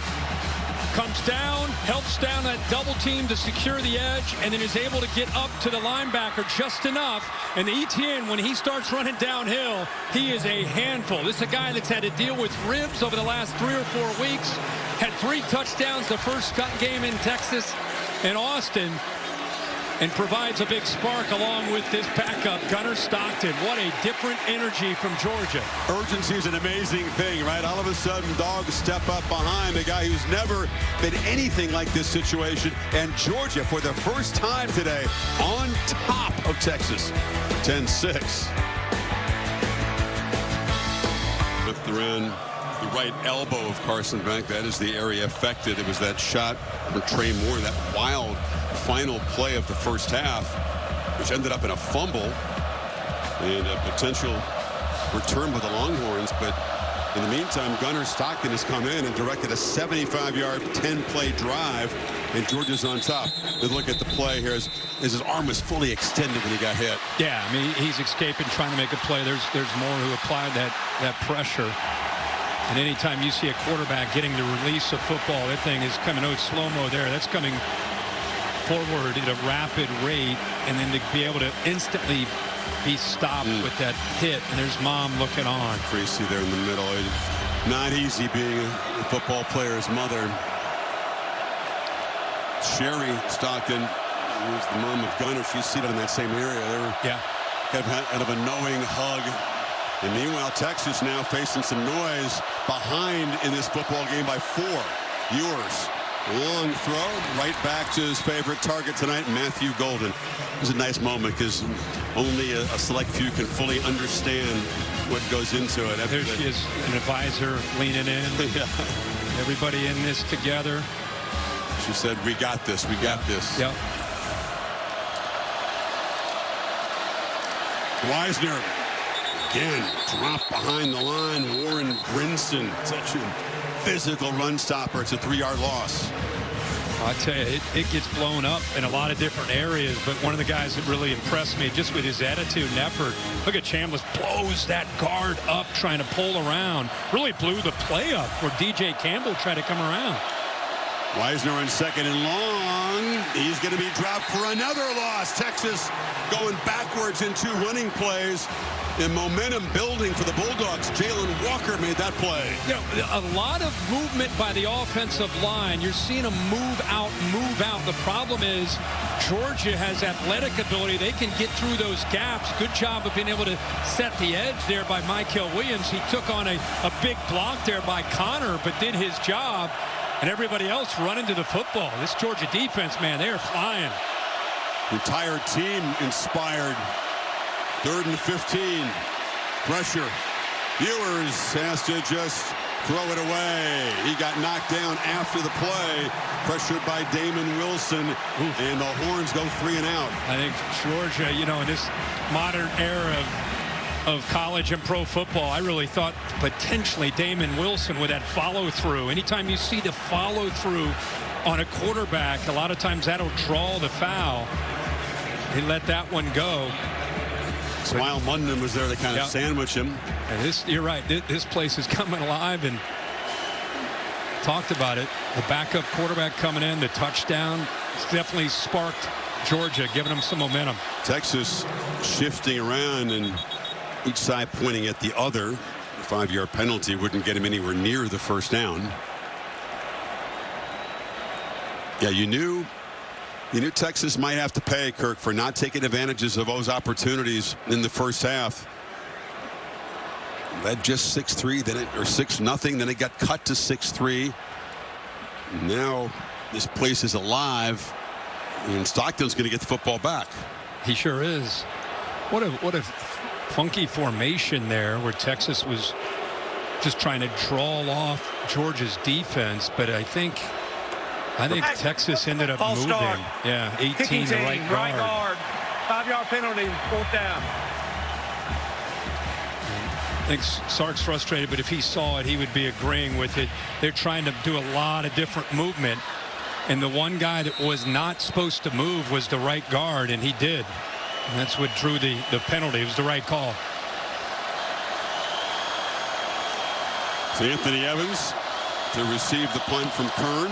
It's a high and short one, and Evans will step up and wave for a fair catch at the 32-yard line. Dramatic change in momentum. Georgia gets the football back, up 10-6. A mild upset here. Yeah. What a job all these teams with realignment. First year in these conferences. Texas, we see Oregon tonight, SMU in the ACC, Army in the American, Arizona State in the Big 12. Wild to see these teams first year in these conferences making it to the championship game, and some cases winning them. Texas trying to make history, but now down by 4 as Stockton back to work. He was 3 for 4 for 36 yards passing in that first drive. End around here. Evans will be tracked down. He's a speedster returner. They try to involve him on those end arounds, but he loses 7 as Makuba wasn't fooled. Yeah, great job. Notice how they're walking people up now. They want to be able to make this young quarterback, who's a dual threat guy, beat him with his arm. Walk everybody up. Good experience. Veteran there by Makuba. Diagnoses that play quickly. Big loss there on that 1st and 10. Get him behind the sticks. Etienne, one of 4 receivers to the left of the formation. And they're all blocking for him as Trevor makes the catch and darts forward. They get back about 6 or 7. It's going to be 3rd down and about 10-11. Another quick throw there with some linemen, or rather tight end and receivers out there. Cool to see Carson Beck, as much as he's hurting, right there trying to help the offense out, especially help this quarterback out with any kind of advice. See what he can do here on 3rd down. Now the Texas faithful up making noise with this right end of the field. They show pressure. They bring it all out. Blitz. The ball's loose, rolling toward the sidelines. It'll go out of bounds. Georgia retains, but a massive loss as Colin Simmons came after the quarterback. Well, the reason he's able to get isolated is they put Monroe Freeling in a really tough spot because of the pressure right here. They blitz, and now he's got 2 to handle. Nobody picks up the blitzer. Simmons is able to come free, gets to the inside. Late movement by the guard to kick out. And you're not surprised if you know Pete Kwiatkowski, the defensive coordinator. Good job of getting him to 3rd and 10 and then dialing up the pressure. 16-yard loss. Thorson out to punt it away, and Texas an opportunity to get some field position here. And a flag before the ball is booted. They did not get it off in time, so they'll back him up 5 yards. Delay of game. Offense. 5-yard penalty. You're able to get pressure. Kwiatkowski is a lot of times without having to blitz, but man, that was an all-out call against the young quarterback. Yeah, you got it. There he is right there, veteran. Spent a lot of time at Boise State. Such a good coach, fundamental coach. Got a great unit, some of the experience. That time they responded after giving up the touchdown to start the 2nd half. Defense got the big play on that 1st and 10, got him behind the sticks. That really allowed them to dial up that pressure. Thorson and Bolden tries to get to the edge. Silas Bolden off and running. The speedster making big impact plays as a receiver and now as a returner. Horns will be in Georgia territory. Boy, once he got outside, they had an entire wall set up. So it's a great job here, utilizing his speed. Look at all those white jerseys setting that wall up for him. Huge yards into positive territory. Boy, he's got such a sudden movement. 26 yards. There's still a place for 160-pounders at the highest level of the sport, as long as you're really fast. And the punter, Thorson, now limping around. He was involved in trying to chase down the returner. Man. He's an elite punter. Elite. Texas from the 39 now trying to finally get to the end zone, reclaim the lead. Play fake. Ewers across the middle. Catch made by Golden. Matthew Golden has been the key guy. 7th catch tonight. Picks up 12 more. Thorson's coming over to help out. Let's go back real quick. He got a little bit weird at the end. You know, it wasn't so much him hitting anybody. It was just a turf. He's holding that left leg. So right, it buckled. It was a non-contact deal. Sure looked like it, but a big play by Ewers on the crosser there on 1st and 10. Moore on a screen. And DeAndre Moore brought down nicely by Dan Jackson. Great tackling was a big part of Georgia's win the first time out. How do you rate their tackling so far tonight? They're doing a great job. I mean, Texas has had chances, but they've not been able to finish these drives off. How much fun is Dan Jackson to watch him play this game? Plays with the intensity. He's good against the pass. See him communicating. It's the veteran you love to have on that back end. 2nd and 9. Ewers launches down the field for more. Couldn't quite get there. He's kind of thrown to his spot, but it had to make a long run. And it's going to be 3rd and 10 now. Kind of a low percentage. He's having a look to see what happened that time. But Texas, they're going to try to finally score a touchdown. Work to do here on 3rd down. They are in field goal range. Yeah, they've been averaging about 13 yards on these 3rd downs, so a lot of 3rd and longs. See if the Dogs bring pressure, Kirk. Jalen Walker is standing up. He's coming, and they got him. It's sacked by Damon Wilson.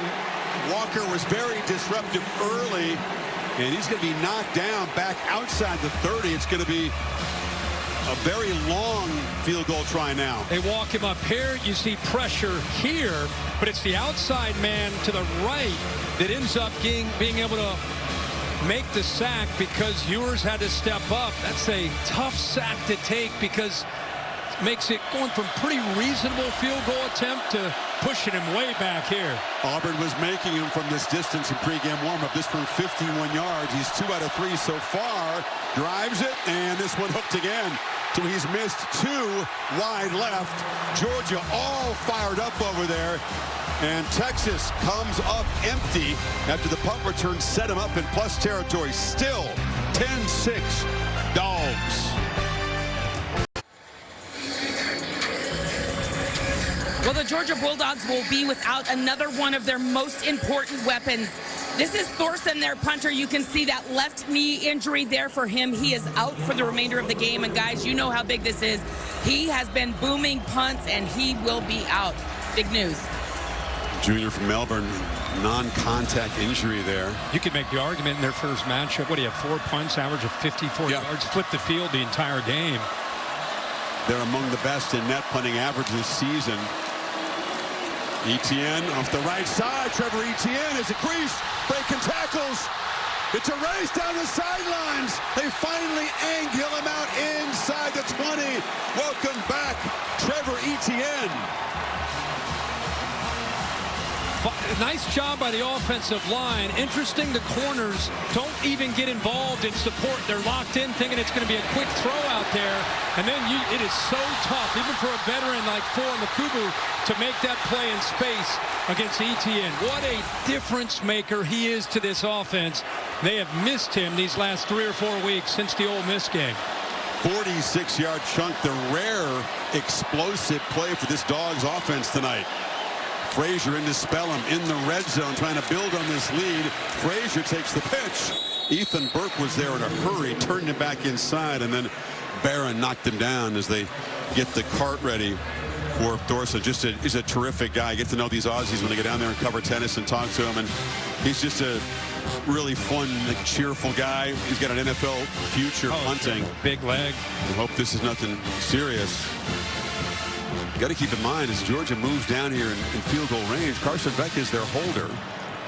Beth Thorson's their backup holder. So I don't know how deep they go at holder, but we may find out. Fixing to find out. The 2nd and 9. Stockton, end zone, way overshot. Banged it off the back wall, the general vicinity of Arian Smith. Yeah, I think he's taken that away. Oscar Delp was running a really good route here and broke free over the middle. That ball would have been able to, if he would have been able to see him and get that ball out, he would have had a chance to score a touchdown, but instead we got a 3rd down and long. Does Texas bring the heat this time on 3rd and long? I think you do. I think you continue to mix up your looks. They're walking those linebackers up now. 5 up. Empty backfield. He's going to take off, has some space. Gunnar Stockton did not slide, but did not get the necessary yardage. Stopped by Taff and Makuba at the 12, and it's 4th and 2. Really good job by Mike Bobo here. He's just calling a quarterback draw. We saw it earlier. Jared Wilson blocking. Receivers are blocking. Offense out there. Wonder if because they don't have their top 2 holders, they're not thinking field goal here. So suddenly, a big play as Texas has a chance to get the football back. Down only 4. Still 15 seconds on the play clock.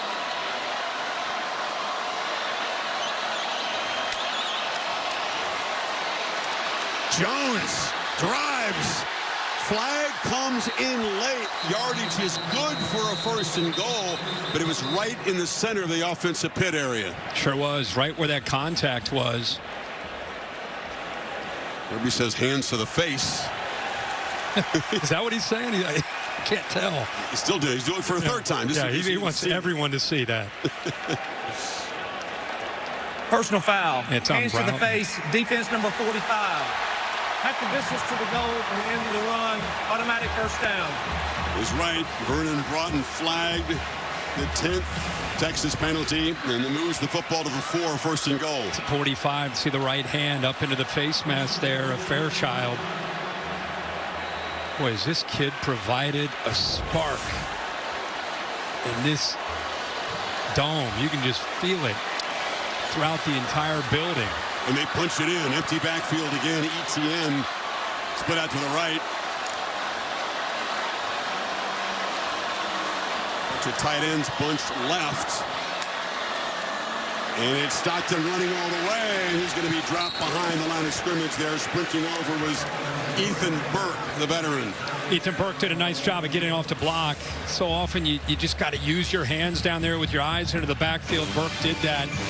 Strung that play out, just nowhere to go. They just try to utilize the quarterback's ability to run.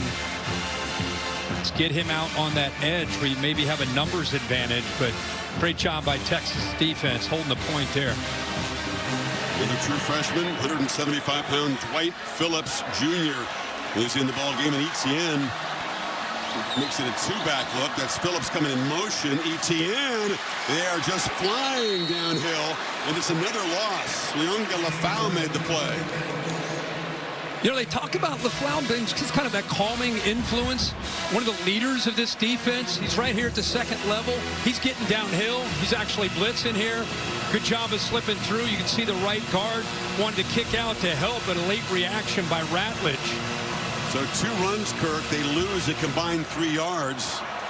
And it's going to be 3rd and goal. About the 7. Low-scoring game. Do not want to give up a touchdown if you're Texas here. Stockton looking to run, and they're all over that. So in the end, and Hill made the play there, they didn't want to throw the ball in the end zone. They tried 3 runs, and they'll settle for 3. Yeah, Texas defense really stepped up inside that 10-yard line. Got aggressive. Even off after that penalty by Broughton that gave them the first down, they responded with 3 straight plays by turning up the heat there on this Georgia offense. So Gunnar Stockton undoubtedly has taken reps. Georgia leaves nothing unturned. He's the 3rd string holder. And Woodring from 24 to give Georgia a 7-point lead. Final seconds of the 3rd quarter. No problem for the reliable kicker. A 61-yard drive in 8 plays. And you said it. This team has been sparked by Gunnar Stockton. The offense playing well around him. The defense has stepped up, and Texas continues to waste opportunities. And they're now down 7 heading to the final quarter. Guys coming off the bench. This is not quite the same thing, but Jalen Hurts did kind of come in there. Yeah. Tua Tagovailoa had come in for him, of course, won a championship. He came off the bench, got very fired up, and led Alabama to the ill-fated fake punt there. Remember, that's Justin Fields. Justin Fields there back. Yeah, on a fake still punt. on Georgia. It was what a story, because Tua had taken his job away, and you know, last game of the year, at least into the SEC championship, he's asked to come in and step in for Tua, who went down, and he delivers for the Crimson Tide. And now we're seeing Stockton trying to do it for Carson Beck. Put 10 points on the board. He said he's in the same meeting room. He's seeing all the same tape. Yep. He's hearing all the same stuff. Not getting nearly as many reps, but you toil away in the practice field, and you try to be ready for your moment, because you never know when it's going to come, and it is coming against one of the best defenses in the country. It's a real credit to Mike Bobo, because it's one thing to focus always on the starter, but you know, you're an ankle away, a hamstring away, a shoulder away, whatever it is, away from it being your turn. And a lot of times you don't get a chance to get tested. Occasionally, you know, Thursday practice, you'll get a 2-minute drill, but a lot of the focus is on the ones, and these guys have done a great job of prepping him to have him ready to step into this big stage. Meanwhile, if you're the play caller for the Longhorns, Steve Sarkisian, your running game has produced 21 yards so far. What do you lean on here? The pass game has been by far the most effective phase of the offense. Weisner has been so productive coming in, has just been swarmed like that today by the Georgia defense. Yeah, just kind of tiptoeing up there. This running game has been slashing through teams coming into this game. Not today against Georgia. Sarkisian of the Longhorns down 7, end of 3 in Atlanta. Back after this message at your local ABC stations. You're watching the SEC Championship on ABC. And stream on Hulu. Coach, you just had an emphatic little meeting there with your secondary. What was the message you're delivering right there? Just don't get lazy around the pile. We've had some runs break out on us where our guys relax, and the ball could bounce out anytime. How's Gunnar Stockton doing? How can you maximize him?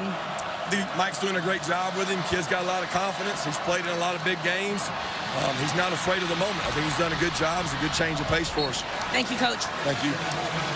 Matthew Golden gets loose. He's played in some big games for Raven County in high school for the Tigers there, but this is his first action in college football against a real team. Well, they're going to get a little tempo here out of Texas. Texas needs to get this thing going. They were really shut down in the third quarter. Not many opportunities. Only 16 yards of offense in that quarter. Suddenly there's some urgency for the Longhorns side, right? Yeah, this is a game when you get to the SEC championship game, more often than not, it's a game of momentum. Back and forth and back and forth. It's been favoring Georgia this entire second half since Stockton has come in. He's kind of ignited the team and the crowd, changed the energy. Texas needs to respond, and the veteran quarterback Ewers needs to step up with this offense right now. Ewers under pressure, had to dirt the ball. Golden was coming across there, but Dalen Everett, who was a game wrecker the first time they played, came off the edge there. They do such a good job of not tipping this. A lot of times when you get a blitz, this guy starts to cheat over just to help out. He doesn't show it at all. Because of that, you're not able to pick it up. They did this in the first matchup with Everett on the end of that boundary. He's such a great blitzer. Doesn't tip his hand. Got him again there on second and short. Yeah, he had the forced fumble and fumble recovery that was huge in that game. Now it's 3rd and 3. Throw for it wide open is Moore in a slant, still running. DeAndre Moore wins the foot race. Texas strikes back from 41 yards. Momentum back on their side now. What a call and what a read by Quinn Ewers. Little run pass option.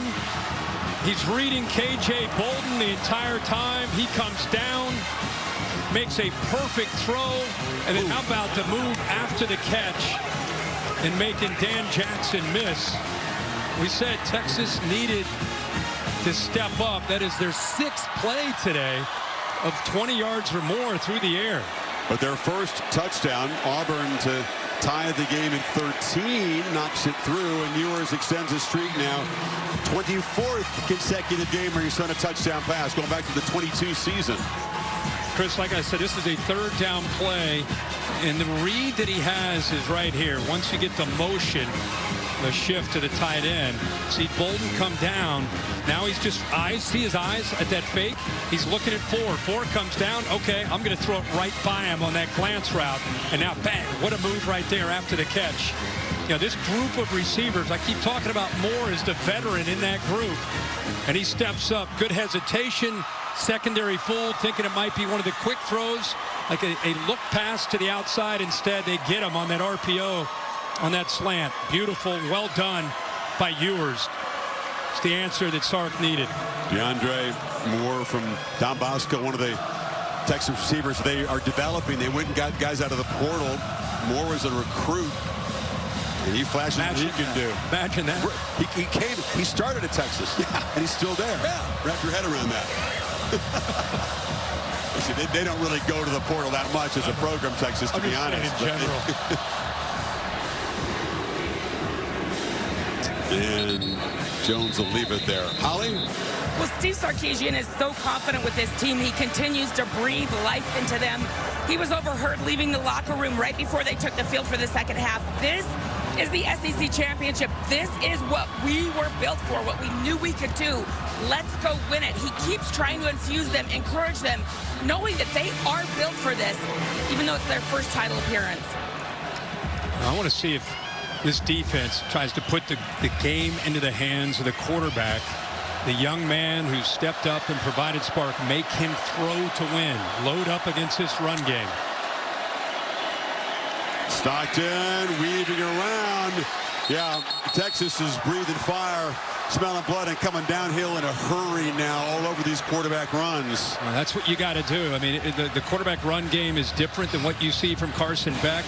Kwiatkowski, the defensive coordinator adjustment is to have the eyes in a big backfield, and instead of just worrying about ETN running the football in the pass game, you want to get this guy behind the sticks, which they've done now the last couple series. Again, a loss there on that 1st and 10.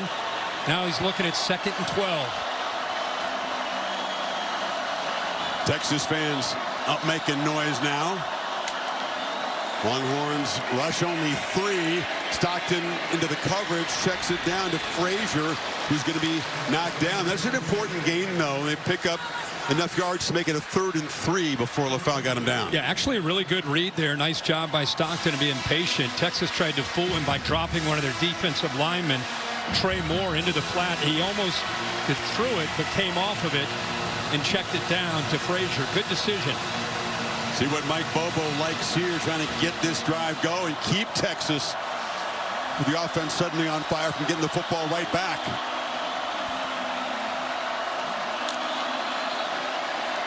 Stockton, and they're all over Dominic Lovett. He caught it behind the line, and Jalen Gilbo says, "You're staying right there," and the Longhorns force a punt.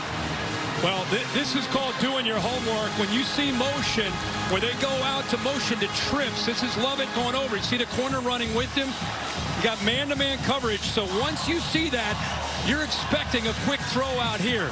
Texas is anticipating that. That's just really good job of anticipating and reacting by Gilbo there at the nickel spot in man coverage. Welcome another newcomer, Kurt, to a big pressure situation. Is Charlie Ham taking over for the injury. It's a fake. It's a fake, and Smith's got it on the end around, and he's got a first down. Tie game, 4th quarter, SEC championship, and Kirby Smart rolls the dice, and this time the fake punt works. You know, I called a game Thursday night, and I was really impressed what Dan Campbell did. Watch how Texas doesn't even react. They've got a couple guys there dealing with the gunner. Backs turned, completely unexpected. How about big fella, 74? Snapped to the big fella, 74. Gooseby, flip it underneath to the man coming around, the fastest guy maybe in the country. What a call. We showed you the Justin Fields attempted fake punt, which did not work against Alabama in this game. And 9-yard pickup on 4th down. Dogs continue to kind of grind forward on the running game here. How about Gooseby, the left tackle, catches? That's, first of all, catching it is a good job by the tackle. And then to be able to, well, actually it's Bobo, the backup center. And then he flips it, and he was ready, in position. Smith's coming full speed around that edge, and Bobo slips it to him perfectly. His dad Mike calling the plays, and young Drew, who stepped in. He's had to be a starter at times this year in that center position for Georgia with all the injuries they've had. 2nd and 7.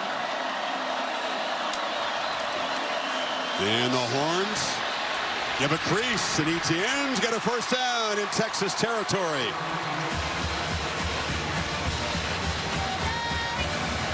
Man, the intensity's come up like 3 levels here. Yeah, in no 15 doubt minutes. about it. Having some success on that right side behind the right tackle. The big fella, Xavier Truss.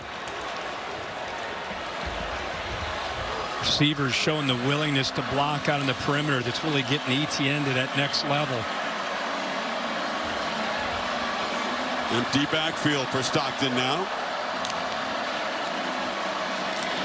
Screen. Smith ran right back into heavy traffic, knocked down by big fellas like Alfred Collins right at the line of scrimmage. Well, Simmons made the play. Colin Simmons just forcing that, like you said, back in to the inside where that defense is running to the football. Whole squadron of fresh bodies coming on for the Texas defense now. It is a battle. Remember, these two teams played in a rivalry game last week. Spent a lot of emotion, in Georgia's case, 8 overtimes against Georgia Tech. Here they go again a week later. Stockton complete. Smith holds on that time, picks up about 7. How about that ball? It was a dart. It was a dart out early. I mean, you're throwing that back into the boundary. He doesn't have a lot of room, so you do have to get it out early. And that's Smith, who's been struggling catching a football today. That time, even that one was a body catch, but at least he held on to that one. Texas continues to get fresh bodies on for this 3rd down play. Stockton and company need 3.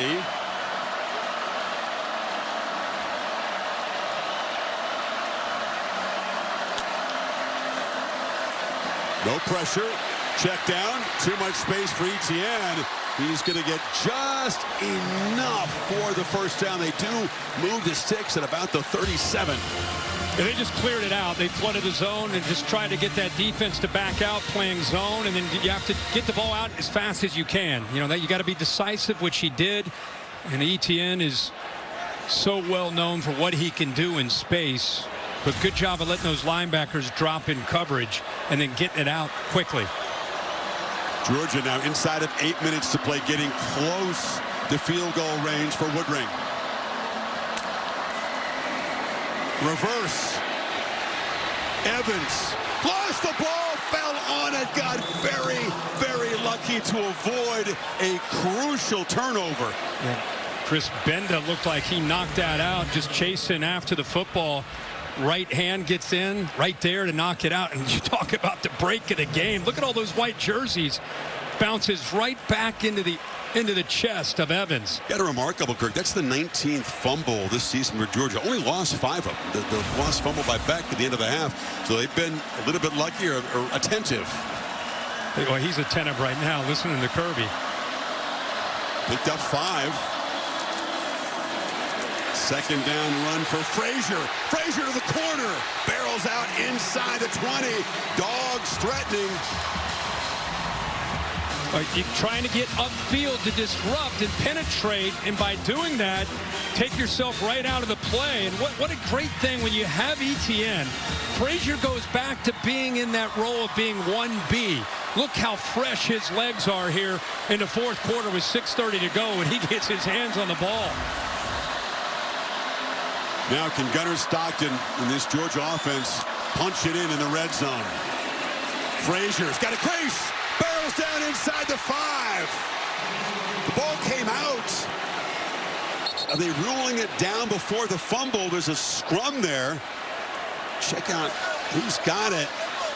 Georgia will retain possession down inside the 5, knocked loose by Makuba there. Makuba, the left arm, knocked it loose. And watch this, it's on the back there of Taft. Right there, clearly a fumble. I think Arian Smith maybe hopped on that football. I think a hustle play by 11. Taft didn't know it was right under his tricep there. Yeah, he was almost just laying on it. Like we said, they keep fumbling the ball, but they keep recovering it. Yeah, he's trying to say that Taft had a possession of it, but he was just lying on it. Never had the ball. 1st and goal. Etienne. It's crowded toward that boundary. Could not get around Baron Sorrell. Clock rolling now. 2nd and goal. Yeah, great job setting the edge. Try to catch him back into the boundary. And we've been talking a lot about Arian Smith, and you just got to hold on to the ball. Let's make sure we talk about the job he did in hustling, making that play to recover that football to keep this drive alive. There are a lot of Texas defenders that easily could have come up with the ball. Instead, Smith, effort, keeps the Dogs with this possession. End around. Phillips knocked down short of the goal line, lost a shoe. Makuba made the play. Phillips slow to get up, holding in the midsection. Yeah, he is the gadget guy, right? To get a little bit undersized, but really good speed. You talked about Makuba. He just accelerates through this hit. Boom, big hit right there. So Dogs on the doorstep. It'll be 3rd and goal when you come back. Dogs trying to take the lead here. 3rd and goal at the 3. Again, the winner not just wins the precious conference championship, but also gets that first-round playoff bye and can head to the Sugar Bowl in the quarterfinal stage. Chris, look at this 15th play coming up. Almost 9 minutes. Talked about how you can't hit explosives on Texas. You got to earn it, drive the field. That's what they're doing right here. Can they finish it off? Stockton from the pocket. Survey just batted down at the line. Dangerous play. Broughton off the carom, tried to close in on it. And it's going to be the field goal team that comes out. Chris, they had Delp, and again, it's very easy to see from up here, but Delp is in motion, goes back, and right now, if you throw it, there was a nice little pick there by London Humphreys. He didn't see it, and it gave Texas a chance to get their hands up to knock that ball away. So the defense steps up. Woodring, the chip shot to give Georgia the lead back. Ooh, pounds it right through. And 4:32 to play. Can Texas win the SEC in year 1? Can Georgia drive? The centerpiece of it, a gutsy fake punt call. Good fortune, 2 fumble recoveries, some grinding runs, 9 minutes, 22 seconds, 16 plays, 72 yards with the backup quarterback. That's amazing. And Georgia's up 3 now. Well, if they end up holding on to this, we'll remember that call and that drive for a long time. But let's see what happens. Plenty of time, 4:32 to go. Golden will let this one go. All-State bus with Caesar, hometown game here in Atlanta. It's the All-State good hands place so far. Well, there's a lot to choose from. I think you got to look at Drew Bobo. What a play by the big center to time that up perfectly. The gutsy call there by Kirby Smart. Smith here. This is a big play. You got the fake punt, the fumble here. Watch 11. Smith, hustle play. Great job fighting off 2 different Longhorns to keep that drive alive and come up with the 3 points. So we've been critical of him at times because of missing a few passes. Let's celebrate him on that fake punt and that hustle play to get the fumble. Can Texas answer? They hand it to Wisner to begin the drive, and he goes nowhere. He'll actually lose a yard. Quinn Ewers, he talked about the experience. He's been poised and pretty good in postseason games in his career at Texas. He's led a bunch of teams in game-winning drives. Yeah, Sark talked about being patient with that run game. At this point, I think it's going to come down to Ewers' ability to make throws. Got to get protection, and he's going to be sacked. A slow developing play, and Michael Williams closed him down. And Texas will face a 3rd and 18 in this desperation drive. But again, it's Chambliss right here who's able to get penetration and force Ewers up and then into the arms of Michael Williams. Smile Munden in there as well. Pressure again. Sideline pitch. Intercepted. He threw it to Dalen Everett, who had huge plays in the Dogs' first win. And Georgia up 3 gets the football back. Well, how fitting is that? They've been trying to pick on these corners, mainly Daniel Harris. That's gone away. But here, late in this game, they've got to be able to come up with another play. And they turn to Matthew Golden. Couple things. Watch the pressure right here, and here's the matchup on the outside. He gets pushed, the right tackle gets pushed right into the face of the quarterback. What a good job of being patient. The ball's thrown to the inside, but watch 6, waiting, expecting that route near the first down marker, and then reacts to the receiver coming back to the ball. Ewers threw it inside, and Everett was in perfect position to make that interception. He was in good position the first time he picked it too. So 2 more interceptions, had a pick, a forced fumble, and a fumble recovery in October. And now the Dogs with the lead and 3:36 to play, set up inside the Texas 30. ETN off the left side. Now it comes down to the Texas defense. If obviously a touchdown goes up on a board, this one's over more than likely.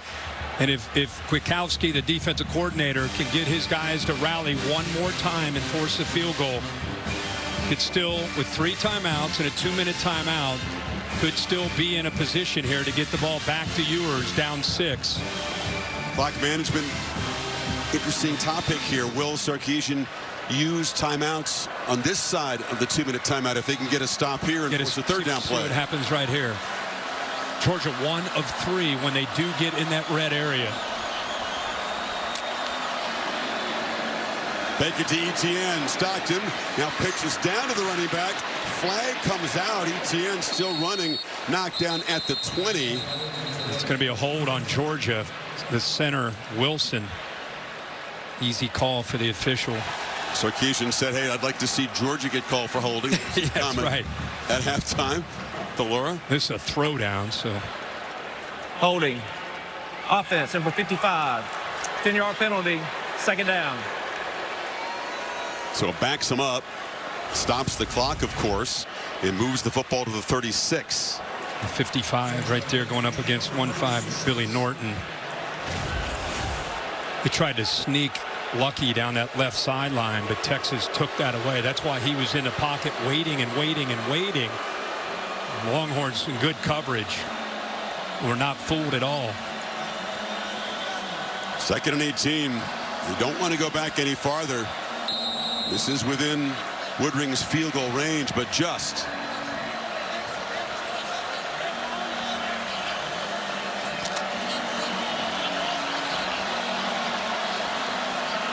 Frazier's the back. Evans motions across. Single coverage on that side. And barreling downhill to the 31 and setting up a 3rd down and long. And like you said, there's Texas using one of their timeouts right now. It helped so much after that penalty. Now you feel really good about getting them off the field here and forcing a field goal. Will Ewers have a chance at redemption? Gunnar Stockton is in his first meaningful football action of his college career. A couple of brief stints and blowouts. Here he is against Texas, trying to convert here on 3rd and 13. Trying to, at worst, set up a field goal attempt to build this lead. Sure, Kirby Smart there talking to him about, hey, we're at the 31-yard line. Let's be smart here with this call. If you're feeling aggressive, Kirk, you could press it downfield. A 1st down, just about do it. Oh, sure. Yeah. Close to it. Play clock at 3.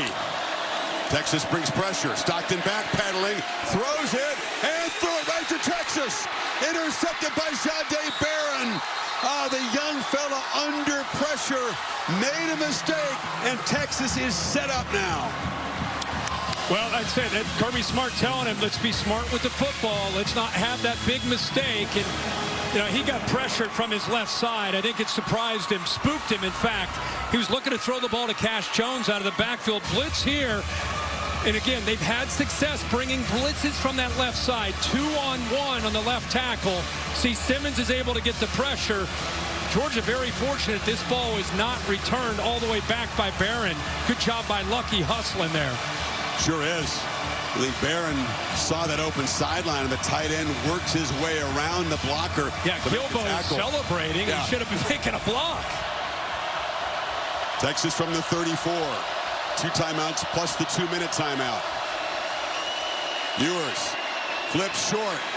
Wisner has blockers and hammers forward for a 1st down at the 45. Picked up 11. Keep in mind, Ewers in 2 games, the one earlier in Austin, the one tonight combined, 12 sacks and 5 turnovers. But still a chance. Oh, yeah. Always a chance. They had a chance in the game in Austin to get it back within a score. Yeah. And yep. Georgia's offense extended that game, ran it out. So despite bad pick in that last possession, the defense for Texas does their job. That was the only time we saw him look like a guy that hadn't played a lot of football. I thought up to that point, he's been the operation of it. Not a whole lot of mistakes. He's been playing clean football. He's been giving his team a chance. His team kind of rallied around him. He'll learn from that as a young quarterback that doesn't have a ton of experience. Kwiatkowski forced his hand, brought serious pressure from some NFL future front seven guys. Yeah, and he didn't see it at the line of scrimmage. He didn't see it until they were closing in on him, and then he's just trying to make a play and just would love to have that one back. But give Texas's defense credit once again for stepping up. Even though they got back deep in their own territory, they once again step up. I don't know if you saw the scouting report. Jahdae Barron's not the guy to try. He's a Thorpe Award finalist, one of the best defensive backs in the country. And his play has given Ewers and Sarkisian's offense a chance here. Still have the 2-minute timeout, plus the 2 timeouts that Texas has remaining. With that in mind, Kirk, they run the ball to Wisner. They're ripping at it. And he's stopped for about a 2-yard gain. And looks like this will take it down to the 2-minute timeout. Texas on the move, trying to force overtime or win the SEC in their first year in the final 2 minutes in Atlanta. AT&T, Oregon, Penn State tonight. You got SMU and Clemson coming up. I think it is a must-win game, obviously, for Clemson, and probably also for SMU. If they lost, it would be a real conversation. In the meantime, both these teams, the computer says, everybody says, safely in the field. The championship and a first-round bye goes to the winner. Think about the rest you can get by having that bye. That's enough incentive, just that. Both teams could use it. There's a whistle and a false start before the snap. Just when you're trying to build momentum in this drive. False start, offense number 56. 5-yard penalty, second down. It's Cam Williams again. He's been penalty prone. We've talked about it, and that's the 11th penalty for 94 yards for the Longhorns today. It's amazing, and you consider that the missed opportunities in the plus territory, that they have the ball with a chance to win this game. Down 3.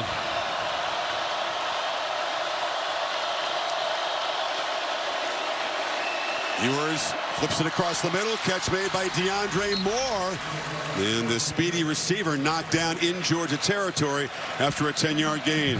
Look at Auburn, perhaps awaiting his moment. Good call there by Sark. Mesh concept, meaning a receiver on the right, receiver on the left, kind of come together, creating traffic for the defenders to have to work through. Nice catch again by Moore. Got to get 2 plays. Got 2 plays to get them. Pressure comes. Ball rejected. And that was knocked down by C.J. Allen on the blitz. And it's going to come down to this 4th down play. Well, here we go, man. What a job here of utilizing a blitzer from here. And watch how he works around from the right side. Comes all the way around. 3. Boy, he's a good blitzer. C.J. Allen having a great game. 1 stop. Sark stands between Georgia and an SEC champion. Sark against Kirby on this call. Save your best for right here. Ewers.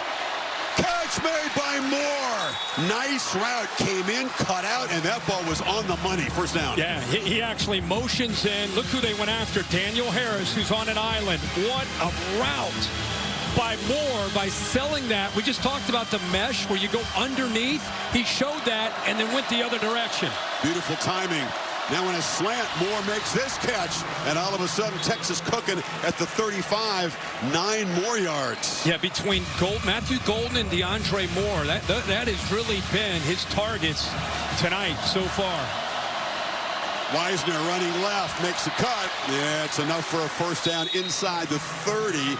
Clock stops with 54 seconds to move the chains.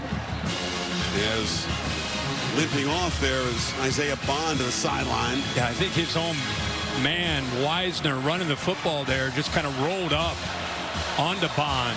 Georgia rotating, have time to rotate because Texas did. And now Georgia will spend a timeout on defense. 39 seconds to go. As you said, so much has happened here. Final play of the first half. Carson Beck ended up being a strip sack. apparent elbow injury. It's been iced up the second half, and in comes Gunnar Stockton. The sophomore had done nothing in the pressure game. Stepped up for a while, did pretty well. He did. I thought he did really well. More importantly, he sparked his football team. He sparked the energy of this stadium. He got Georgia with all the momentum. Interception here. Everything going the way of Georgia, and then they catch a break by providing that pressure on the backside with a blitz. He really makes his only mistake since he stepped in. Barron makes the interception, gives Texas a chance here, and here we are. And of course, Sark, he's not just thinking about trying to tie this game. He's thinking about trying to win this game while he has a chance with 41 seconds and 2 timeouts at the 29-yard line. That's where I was coming to you next with. How aggressive does he play it? Auburn missed a couple field goals. He's in range, but a chance to win it right here. Avoid the lottery of overtime. You find the matchups that you like, and you still try to get that ball thrown downfield. That's the motto that they came in with tonight. You don't go away from it, but you want your quarterback. He's got to be smart. That's Matthew Golden went in motion. He goes deep. Ewers instead lobs it to the left for Wingo. And out comes a flag. Interference in the end zone as Dalen Everett, who's had some big plays tonight, flagged that time. Yeah, right on cue. We're just sitting here talking about, are you conservative? Are you aggressive? Go after the corners. He's been doing it all game. 15-yard penalty, automatic first down. You know, and I think he does a nice job of looking for the safety. Dan Jackson came down, so created a one-on-one matchup. And Everett just gets behind. Ball is underthrown. And so once he gets behind and the ball is underthrown, you see Wingo, the freshman, working back to it. And a no-brainer call there for the official. Actually, a smart penalty in college, too. You take the 15 yards. Yeah. NFL, that's it down at the 2-yard line. Yep. So instead, Texas, a first down in the red zone. Pump fake. Ewers will be sacked.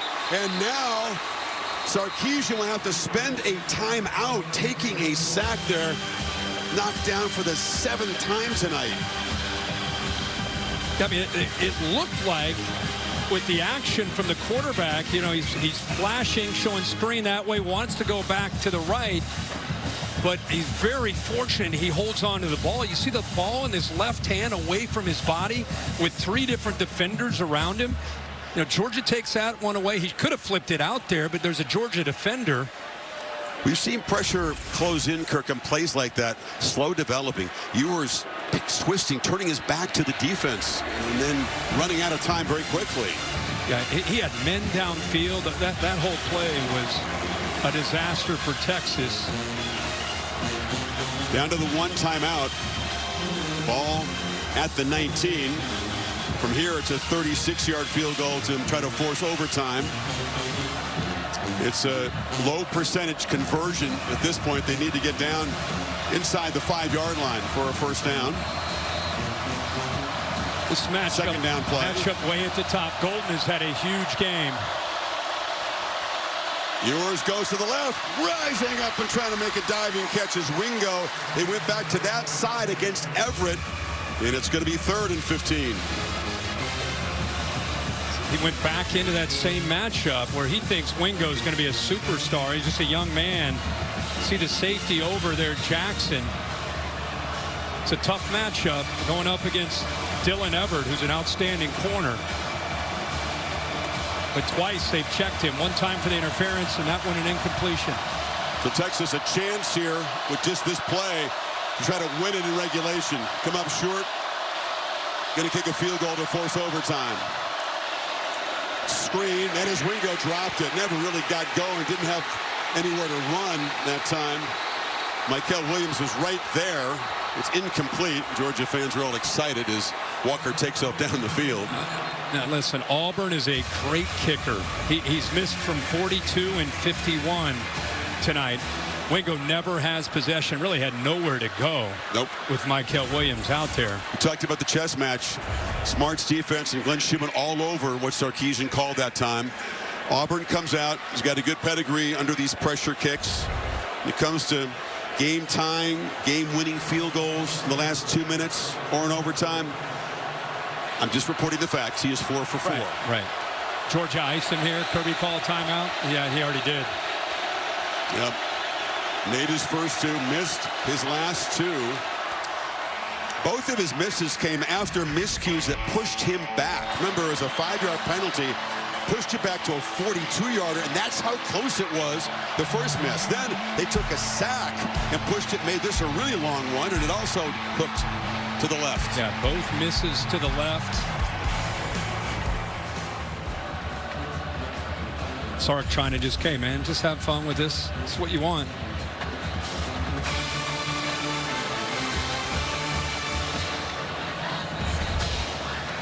The mind inside a kicker, the pressure. Yeah, you talked about how reliable, he's never missed 2 in a game, so he has missed his last 2 in this game. And shake that off and to force overtime for the first time ever in an SEC championship game. Never had one.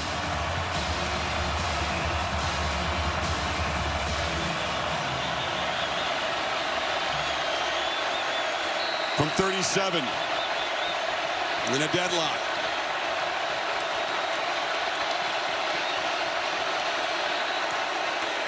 No problem. Auburn looks like a guy who believes in himself in pressure kicks. That was really impressive.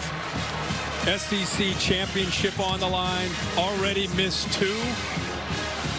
And he steps right into that pressure and says, thank you very much. Perfect snap, perfect hold. Could not have been a cleaner operation there by that unit. Fantastic. So Texas off the interception, given a lifeline. Took 11 plays to go 47 yards. 2 minutes and 12 seconds. The interference penalty, I should say, was instrumental in it. Now, unless something crazy happens in the last 18 seconds, we go to overtime, my partner. Yeah, Georgia's saying, all right. We didn't have enough last week with 8 overtimes against Tech.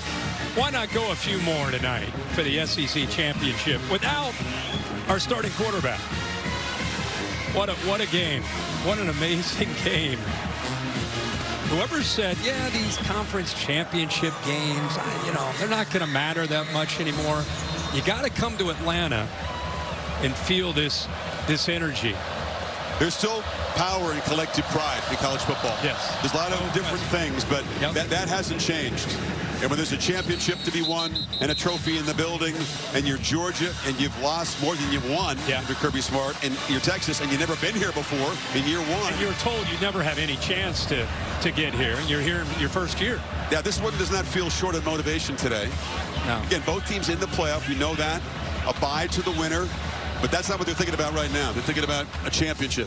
And as competitors, this one's going to get decided in overtime. One timeout, backup quarterback who just threw a pick. Do you just run this and just say, all right, we'll head into overtime?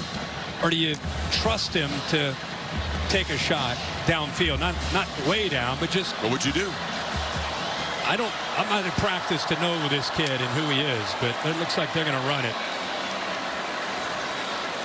I like what I've seen from him so far, but I think that's the safe call and the smart call. Here we go. Back and forth. Lead changes, momentum changes. 16 apiece at the end of regulation. Overtime to decide the Southeastern Conference Championship. Back after this message and a word from your local ABC station. You're watching the SEC Championship. It's crunch time. In the first overtime, each team gets a possession starting at the opponent's 25-yard line. If it goes to a second overtime, teams again start at the 25-yard line, but must attempt a 2-point conversion after a touchdown with no extra points allowed. From the third overtime on, teams alternate 2-point conversion attempts from the 3-yard line until the game is decided. Welcome to Overtime, presented by Cheez-It. It's crunch time. Thank you, Professor Davis. Cheez-It does present this overtime. He's mentioned the 2-point conversion stage of overtime, beginning in overtime number 3. We talked about the 8 overtime stage. Dogs kept playing that again and again before we start for Georgia overtime? Tech. Back to the coin toss. You're the guest. You're going to call the toss. Your choice will be offense if you win, offense, defense, or which end of the field you want to play. We have one toss and one toss only. Okay? The logo's heads, the pennant's tails. Tails, heads. Make your call. Tails. What'd he call? Tails. Tails. If I dropped it, we do it again. And it is tails. Okay, so you've won the toss. You want to play defense first, and which way do you want to go?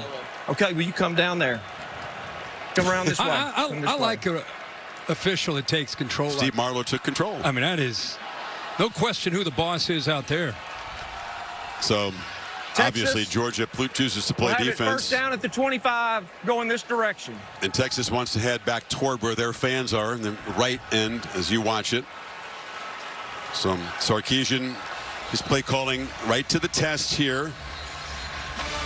Again, I think it's worth mentioning for Georgia coming off that 8 overtime game. Not only that, think of their schedule that they played. 13th game of these two teams, much more of a grueling schedule to play this year in the SEC. You know, who knows, you know, what's ahead of these teams with who gets to buy and whatnot. Right now, everything is focused on survival. So emotionally draining, not just physically. That you remember Kirby Smart and Brett Key at the end of the game, basically in each other's arms. Right. They said they could only understand how much went into that. So Arch Manning comes in, Kirk, to begin this overtime. Texas goes to their reserve quarterback who steps into a huge pressure moment. Of course, he has experience, unlike his counterpart Stockton, in pressure games.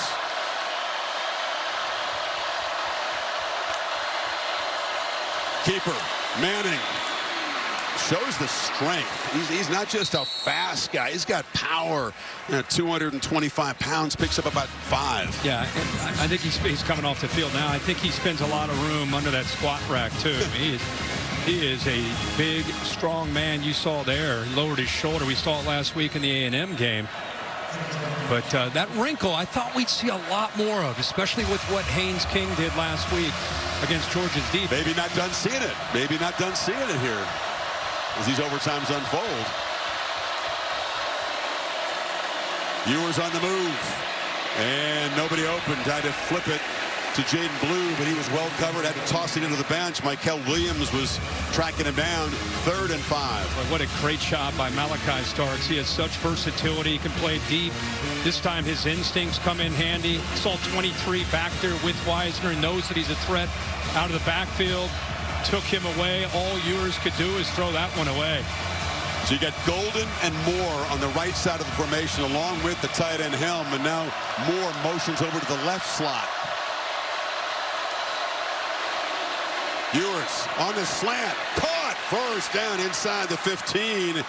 Squeeze it into a tight window to Wingo. The reason he was yelling to Moore to get over there, he wanted that double slant look, which he got, which opened it up for Wingo. What a job Wingo does as a true freshman. What a catch. Georgia is going to spend a timeout. You have a timeout to use in every overtime period. Something as 8 overtimes played out in that game we're talking about probably should be done away with. That's I agree. I agree. That was too much. But that again, let's go back to this true freshman Wingo making a great catch. Moore came over to kind of open it up. That's against a really good corner at the top there. Gets a little bit handsy with the left hand, but used his body to kind of box him out, and then uses the hand somehow. That left arm, forearm, secured that football. Great catch. And the first catch he's made today, they tried him a couple times up and down to the end zone against Everett. Drew a penalty on one of them. That is a pretty clutch first catch in overtime here to keep this drive going. From a skill set standpoint, he's as gifted as any true freshman receiver in the country, including Ryan Williams and Jeremiah Smith at Ohio State. Mustangs and Clemson Tigers waiting in the wings in Charlotte. First down play. Play fake. Ewers launching for the end zone. Contested ball at the back. No chance for Matthew Golden to make a play. Everett in coverage. Boy, Everett does a nice job staying in coverage here. You know, watch two. Golden show it to the inside, and Everett didn't bite for that at all. Does a nice job of being able to eventually use his body and get him where he has no chance to make a play on that football. Just uses leverage of that back line to take him out. Takes a confident quarterback to make risky throws in this situation in overtime. Ewers this time lofts it to the other part of the end zone and over the head of DeAndre Moore, and it's going to be 3rd and 10 now. They try to go to a slot fade. Moore's had a big night. The timing off. He's got room to work out there. See the football thrown to his outside shoulder? Would have had to make a potential like a Willie Mays catch. Jackson Smith and Jigma made one of those when we were doing the Ohio State-Utah Rose Bowl call a few years ago. 3rd and 10. Dogs crowded the line, giving a blitz look pre-snap. Let's see if they bring it.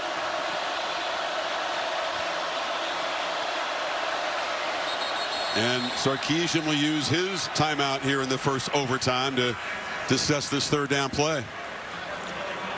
So they've taken shots at the end zone in what I wouldn't say are terribly high percentage throws. Now it's 3rd and 10. No, they keep trying to find those one-on-one matchups. They're playing for a touchdown.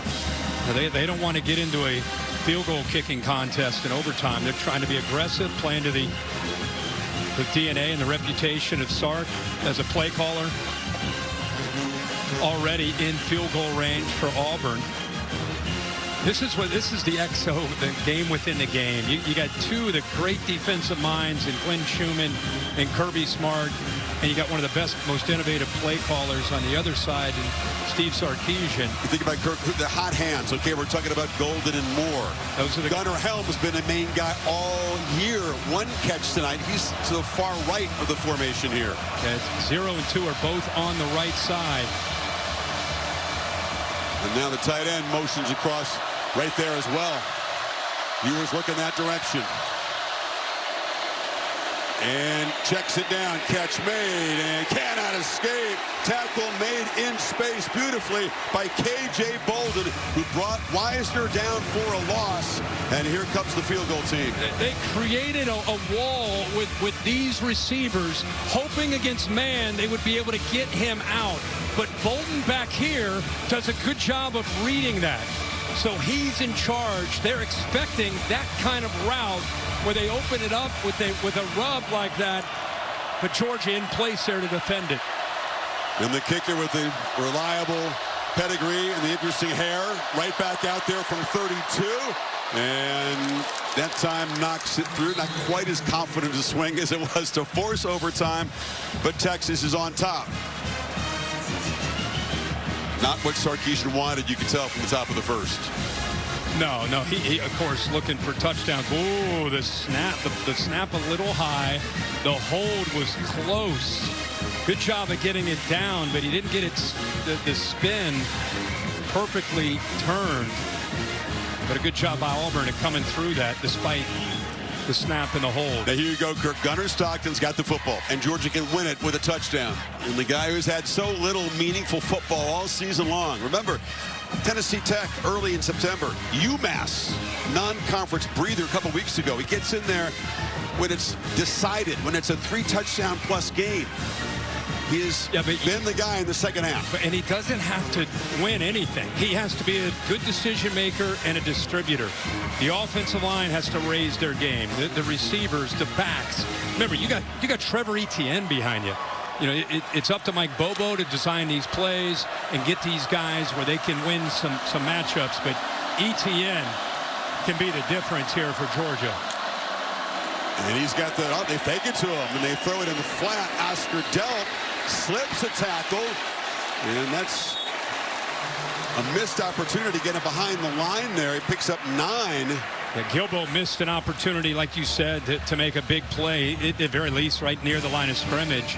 And instead, after good effort by Delp, he picks up another 8 yards. Every yard counts in these overtimes. Every missed tackle can be crucial. Yeah. Effort play there by Delp. 2nd and 1. Stockton. And they're going to lose yardage on that catch. Lovett tracked down by Andrew Makuba. 3rd down and about 3 now. The motion is the indicator for these plays. And I want you to watch Anthony Hill, the communicator. He sees that motion. He's telling the fellas, hey, you know what's coming. Guys, get ready. Here it comes. And everybody runs. Great job. Good job reading that indicator. Love it goes in motion. Defense is expecting that quick throw. Good job of running it down. Mike Bobo with the play call here. They need 3. 2 backs in the backfield. They fake it to Etienne. Ball flipped short. And the tight end, Oscar Dell, powers for a first down. Nice little call. Really good call. They use Cash Jones as a decoy. He's been so effective this year out of the backfield. They just slide him down. That's where he wanted to go with the ball, but instead checks it down. And again, big number 4. Remember, earlier he made Makuba miss to get that this overtime period started, and then he finishes off to get the first down there with another great effort.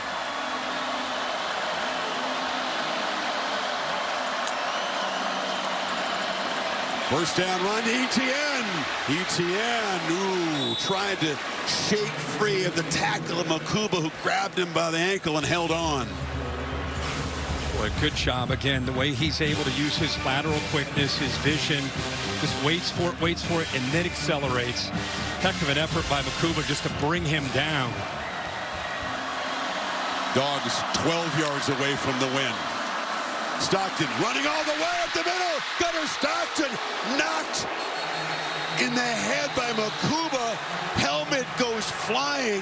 Thankfully, he's up on his feet. Flag goes flying as well. Wow. And man, it's a big hit. Yeah, a big hit. 4 comes in, lowers that shoulder. You do not often see a helmet eject off the top of the head like that. Not at all. Discussing, of course, whether it's targeting. You want to talk about a team, again, rallying around a quarterback that's personal foul, willing targeting, to do that. defense number 4. The previous plays under further review. So John Allman in the replay center will review this. Bill Lamagna is down here far right. Bill, what is going to be the issue in this targeting review against Makuba? It's got to be a crown of the helmet hit because he's a runner. Right. So now as he comes in, he does lower, but does he turn his head to the side? Is it the side of the helmet or is it the crown? It's close. Yeah, ball's already at the 3 or 4 yard line. So I mean, to me, the story here is about this kid, this Gunnar Stockton. This is unbelievable that this guy in this second half and now into overtime, the guts, the poise, the prep that this kid is showing right now, it's unbelievable considering this stage. And that is grisly. You can see the expression of his face, legs buckle. Well, you're right. Even if it's not targeting, it's going to be 1st and goal to 4. Yeah. Bill, what is your sense of what's going to happen here? I say it's not targeting. It's After the side further of the review, helmet. there is no foul for targeting. The ball carrier did make the line to gain. It'll be 1st and goal at the 4 yard line. Number 14 for Georgia will have to sit for 1 play because his helmet came off. And look who's got the helmet on. Carson Beck coming back in the game. Why not add to the drama, right? What else can happen? He's going to see if he can take a snap. Remember that right elbow was wrapped up in ice? Yeah. Here's most of the half.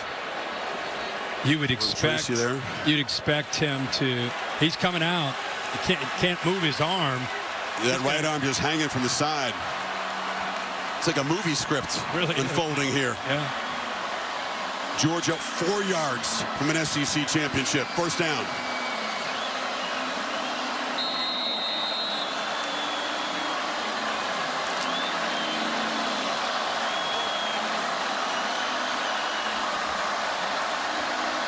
Etienne in the I formation. They hand it to him. Touchdown! Georgia are SEC champions as every dog digs really deep.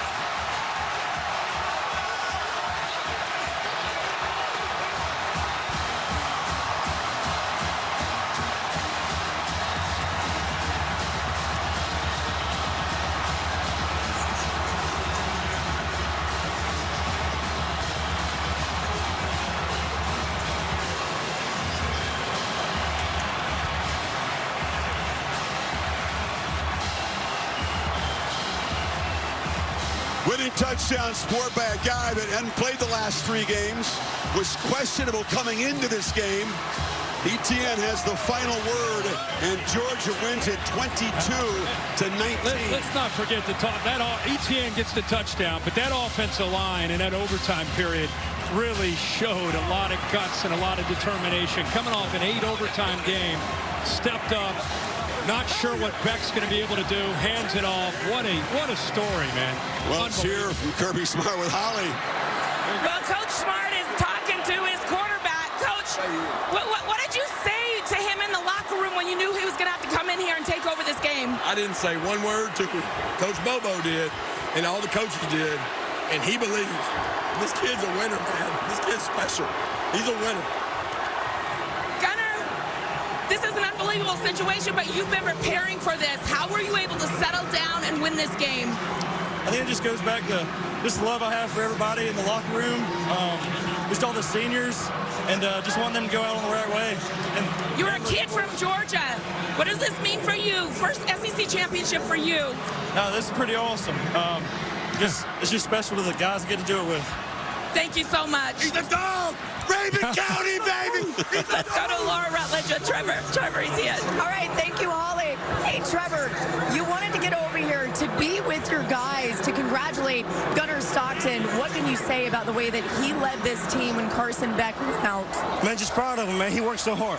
Day in and day out, never complains. Come in, work day to day. And it just goes to show how much work.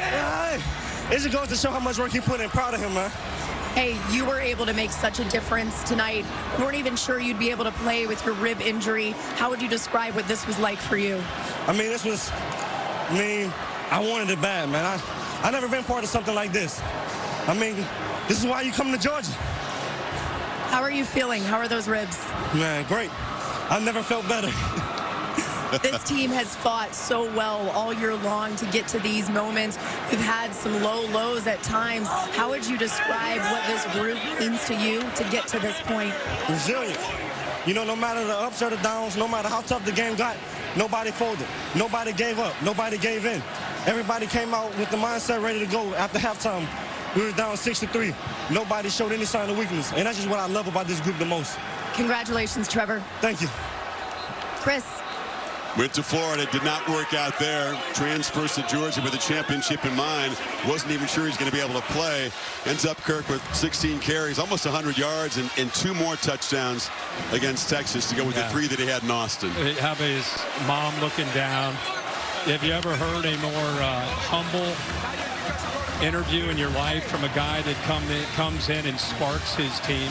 I mean, they couldn't get anything going in the first half with their quarterback, Carson Beck. He goes down in the last play of the first half. And a guy that comes in that not a lot of us knew a whole lot about. He was a 5-star.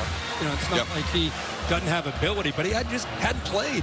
Walks into this atmosphere against what we were talking about, the best defense maybe in the country. And he, and more importantly, his team around him, step up and find a way to get it done. And why do they rally? Because what ETN said, he works so hard. That's the thing you can't see, right, unless you're inside the walls of the program. 100%. And he never complains. A great attitude, getting very few reps and very little action because Beck played so much football this year. That's what college football, man, that's what you want to celebrate, especially at that position when guys, they don't have patience. First sign of trouble, they're out. Here's a guy that's been prepping in the shadows, doing what he needed to do. Mike Bobo deserves a ton of credit as a play caller and quarterback coach for keeping him engaged, because you never know when your moment might come.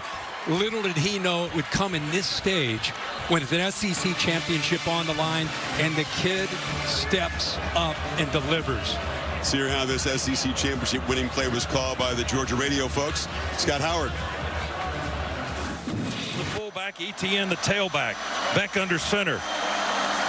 Hand it to ETN, straight ahead. Touchdown! Touchdown! Dogs are SEC champions. Dogs have won it. Well, that was I love hearing those local calls. There's just nothing better than that, except you, of course. You're the best, but I just give that local flavor.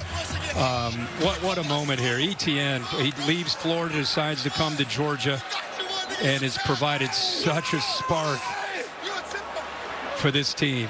He's a champ. He said he's never experienced anything like this. He's been a great individual player, but he's never been on a championship team. What a moment for Stockton. He engineered 7 drives, Kirk, in the second half. 2 of them for touchdowns, 2 of them for a field goal, and the winning points there in overtime. And for Texas, what could have been 11 flags, 2 missed field goals, sacked again 6 times, had their moments, had some drops. But at the end, it's Etienne and that offensive line getting it done. So Georgia, as SEC champions, will get one of those top 4 seeds and a bye until New Year's Day, most likely in New Orleans. That's where the SEC champion is targeted. Texas figures to host a playoff game. That'll be determined tomorrow when the rankings in the bracket is revealed. What a classic, the first ever SEC overtime championship game. Bill Bunnell produced it. Jimmy Platt directed it for everybody our entire career. Kirk, Holly, Laura, and Bill Lamagna. Chris Fowler saying so long from Atlanta. Dogs on top. Back to